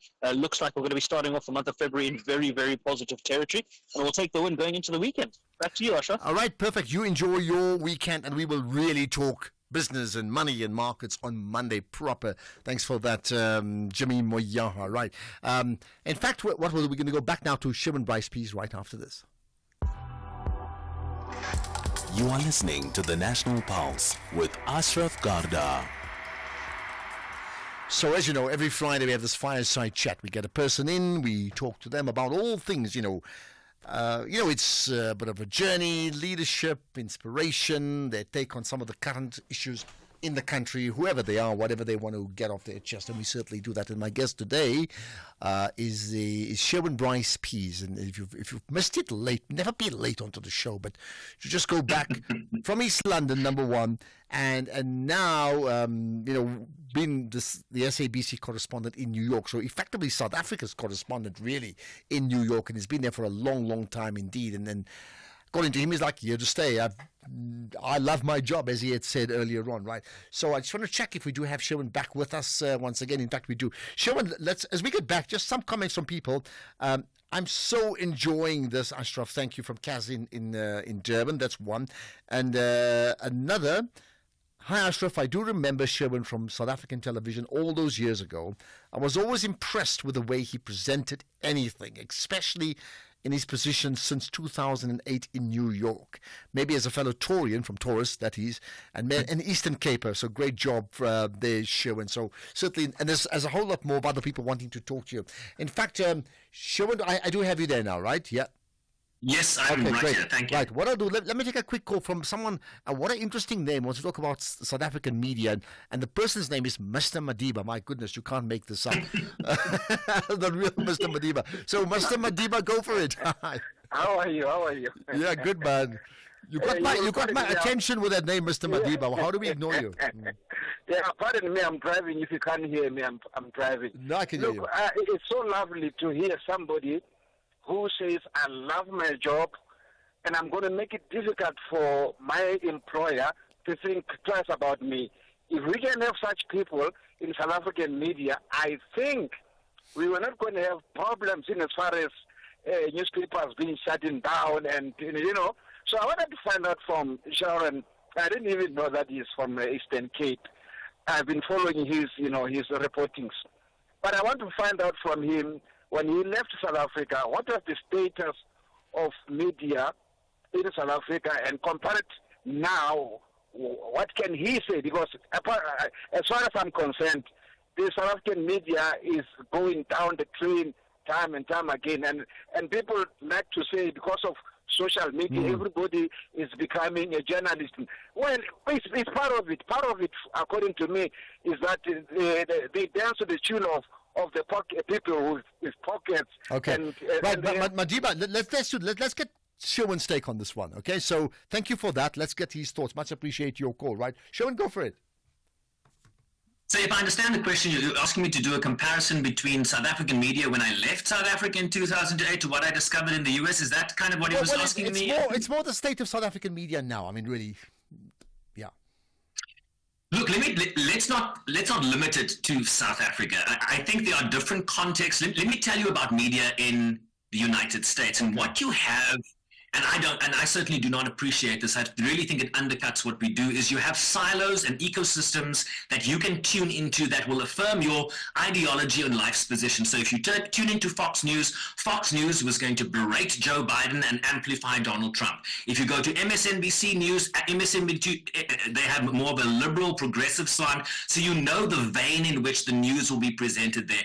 I think let's give South African media a little bit more credit than they deserve. We do not have these ecosystems to the extent that you do in the United States. I think you still get a credible, fact-based reportage in South Africa. I think that's still the intention in South African media, particularly on where I work at the SABC. We still try to give you as best a neutral, balanced perspective on the issues of the day. And I don't think you necessarily find that in places like the United States to the extent that you do in South Africa. We have in South Africa things like ombudsmen, we have things like the Broadcasting Complaints Commission. You don't have that. You have the First Amendment in the United States that allows you to say anything and call it news. In South Africa, we have gatekeepers, we have benchmarks, and we have independent ombudsmen that can rectify mistakes. And so do not impugn to the extent I think that I was hearing that South African media is somehow worse than it is. Comparatively, I think South African media can stand tall based on what we see in places like the United States. Well, I think it's a wonderful answer. It's great that you brought that up because we sometimes don't realize how good we are. And we do, and I'm not saying, Mr. Madiba is being critical, but we tend to talk ourselves down until we compare to others when they go abroad, like yourself, and you realize actually you can stand head and shoulders with anybody in the world. And then the point about the comparisons of the media. But here's the point to you. I mean, interesting example you gave about, tuning into different channels in the USA, and that upfront decides your perspective because you exactly know what you're going to get. But how difficult, say, for you is it to be objective, maybe sometimes in the midst of absolute atrocity? So sometimes stories are nuanced, you don't know, but at other times it's like it's pretty obvious. That's evil, that's not. I mean, let's take the most glaring and most recent example, the Palestinian conflict, the war between Israel and Hamas. I don't think either side has a greater claim on pain. I think hostage families that have, only now beginning to have some of their relatives and loved ones released, I'm sure those hostage families have gone through hell in the last, 15, 16 months. But equally, the retribution that has been imposed on Palestinians writ large in Gaza has also, impaled, families and life as they knew it. And so no one has a greater claim to pain than the other, and I think our job is to reflect that. We must be very clear about our job as journalists. Do not be confused by celebrity. Do not be confused by the opinions that sometimes journalists try to offer. And I mean, here we're doing a conversation, and I'm very fortunate for that. Yeah. Right? But let us get back to what our job is, Ashraf. Our job is to reflect, and it is to reflect in an accurate way so that people can make informed decisions. That's my job. My job is not to give you my perspective. My job is to give you an analysis of the facts, right? If the preponderance of the science says that the vaccine works, my job is to give you an analysis of that, what it could mean. Maybe it can save your life or not based on preconditions and all that kind of stuff. That's the job. My job is not to give you my opinion. It is to give you an analysis of the facts. And so we must never, as journalists, lose sight of that. I think what you see on 24-hour news media is a lot of journalists giving their opinions. Yeah. I think this is going to happen. This is my perspective. That matters less than giving people the facts and having them decide based on substance how they're going to vote, how they're going to decide which schools the children go to. That matters. We must not become confused about our role here. I think it's an interesting one. I mean, look, certainly the platforms have changed even from the time you were within the SABC year, where we can give a lot more opinion. But even us, where we allowed as talk show hosts to do that, I mean, I'd be very hesitant to give an opinion on something that I can't back up. So you don't just do it as a member of a supporters club, because that's what I feel. You have to be very clear about it. But ultimately, I mean, and I think you would agree, is that we judge by the questions we ask. And I mean, you may get criticized for this too, where people think by asking the difficult question, you automatically side with a certain issue, whereas your job really is you simply ask the question to deliver to an audience, not to the guests, right? But having said that, though, take climate change, and it's still, the Republican Party is the only major party in the world that questions the very clear science on climate change. And does our job then, based on the fact that climate change is real, because the science tells us that, is our job then to always then still give both sides here, or then to lean on the side that tells us that this thing is real based on years and years of study and broad consensus? The preponderance of the science tells us that this is happening. The earth is warming. There is an inordinate amount of carbon dioxide in the atmosphere. There is a warming of the oceans that is creating catastrophic storms around the world, including in the poorest countries. Is it our job as journalists to give both sides, or are the facts clear? I think the facts are clear in certain instances, and I think our job is to reflect that and not always to give both sides, because I think that is shooting ourselves in the foot. Yeah, I think it's a point well made. I mean, maybe the Gaza-Israel one is a good example. Whoever started what, there's a bigger issue from before, but the facts of 1,000 people killed versus like 45,000 plus, you can't defend that. I mean, that's the reality. Don't answer that now, because we'll talk about that right after this. Welcome to the SABC TV License Loyalty Program, where your payment isn't just about paying fees. It's about joining a vibrant community of connected viewers. Ready for the journey? Here's your roadmap. Sign up at sabctvlicenserewards.co.za and unlock an instant reward. You'll get an SMS to confirm your registration. Make a 50% or 100% payment to your account for a payment confirmation SMS and a promotional code. Explore our partners' product catalogs for an array of offerings. Receive an SMS voucher for your favorite outlet as the icing on the cake. Don't wait. Dive into a world of benefits. Register now at sabctvlicenserewards.co.za. T's and C's apply. Remember, TV license fees aren't just payments. They make a difference.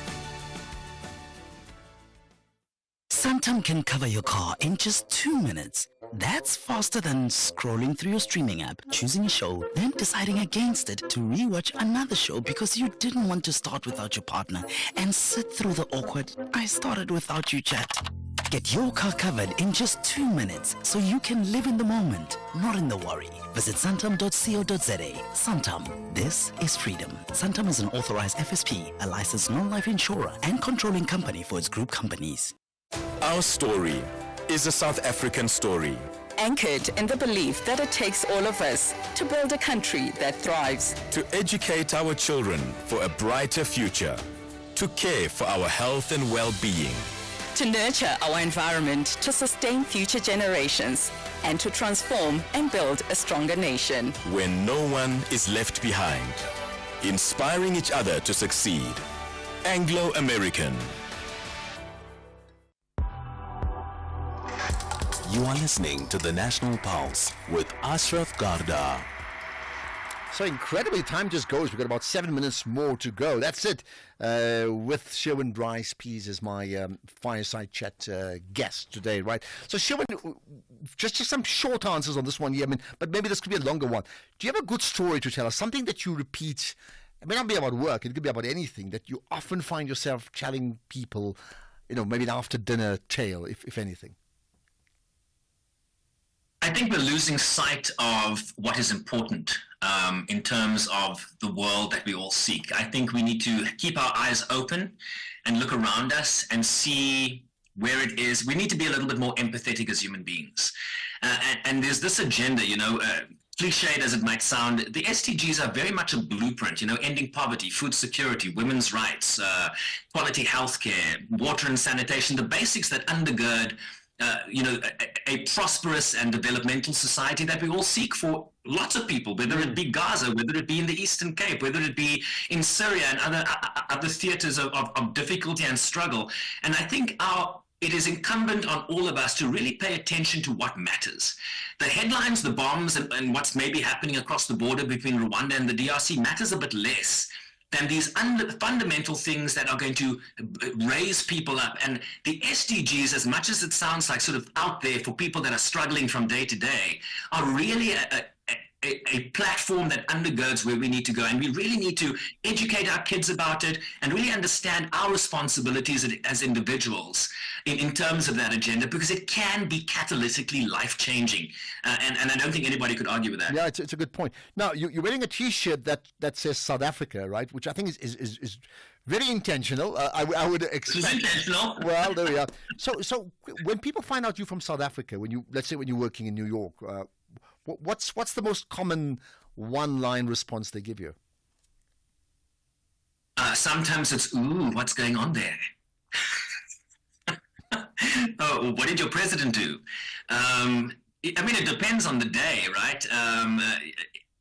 People love South Africa. I think South Africa represents an idea. I think the Mandela era really infused the world with an idea of South Africa that perhaps at times doesn't always live up to expectation, given the struggles we have in countries writ large around the world, right? Politics is complicated everywhere, not just unique to where we come from. And so there's always been a sense of optimism about South Africa when they speak to me, but there's also a concern that maybe there has been some slippage as the project of democracy takes shape.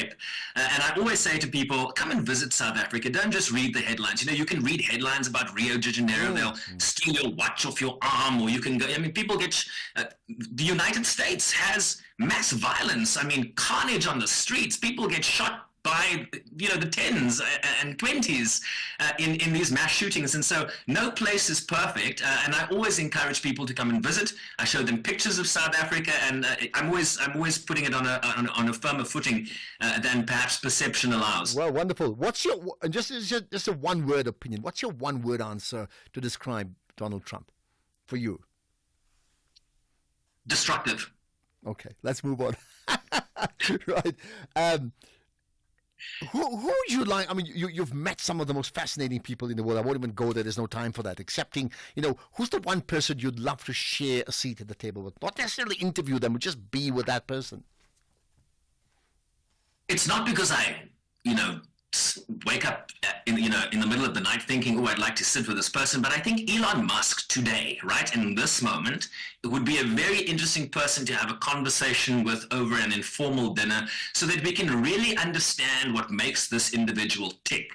He has this connection to South Africa, but does not talk much about that part of his life. He presents himself very much as an American. He has a great deal of access to the White House.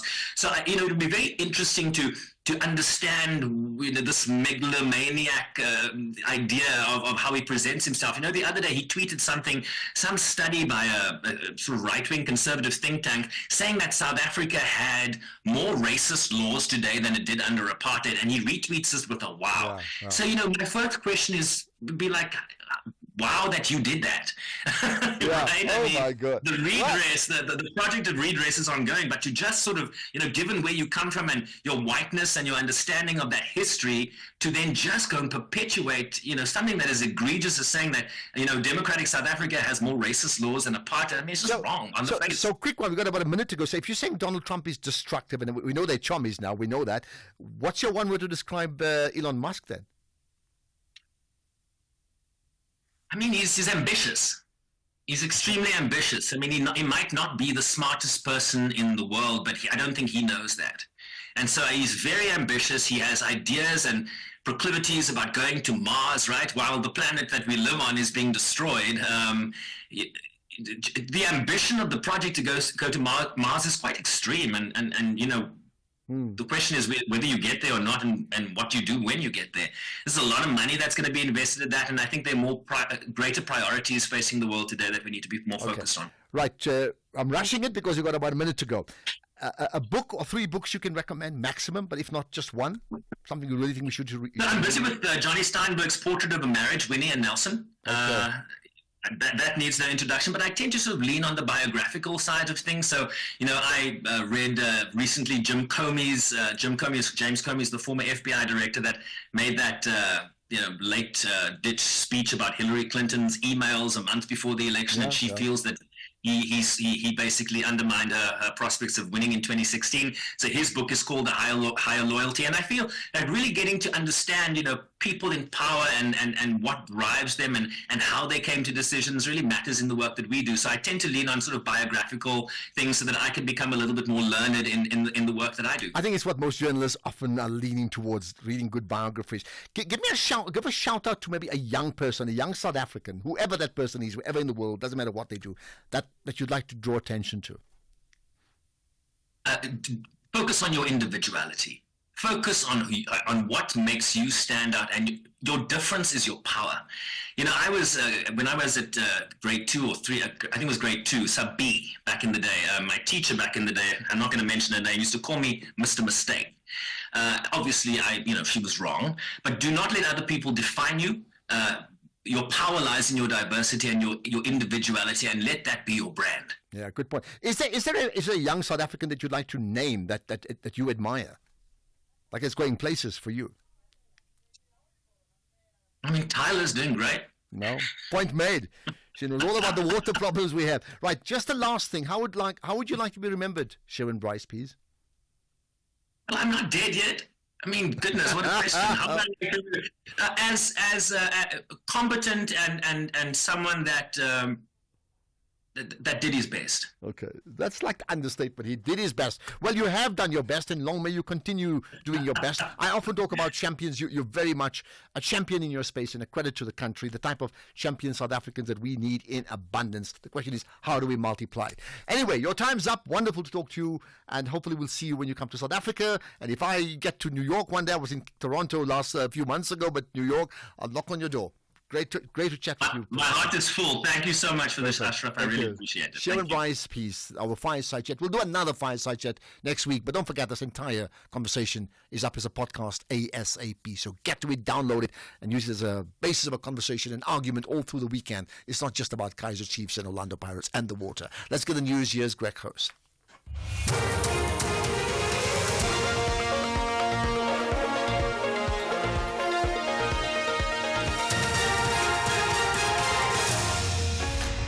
Thank you again, Ashraf. MK Party's case against the SABC is dismissed and load shedding returns. Good evening. The High Court in Johannesburg has dismissed with costs a bid by the MK Party and its leader, former President Jacob Zuma, to invalidate the SABC's use of the term Government of National Unity, or GNU. This comes after the MK Party and Zuma turned to the High Court to, amongst other things, declare the conduct of the SABC in using the said terms as unconstitutional and invalid, charging that it deliberately misleads the public. Kenny Mapanga reports.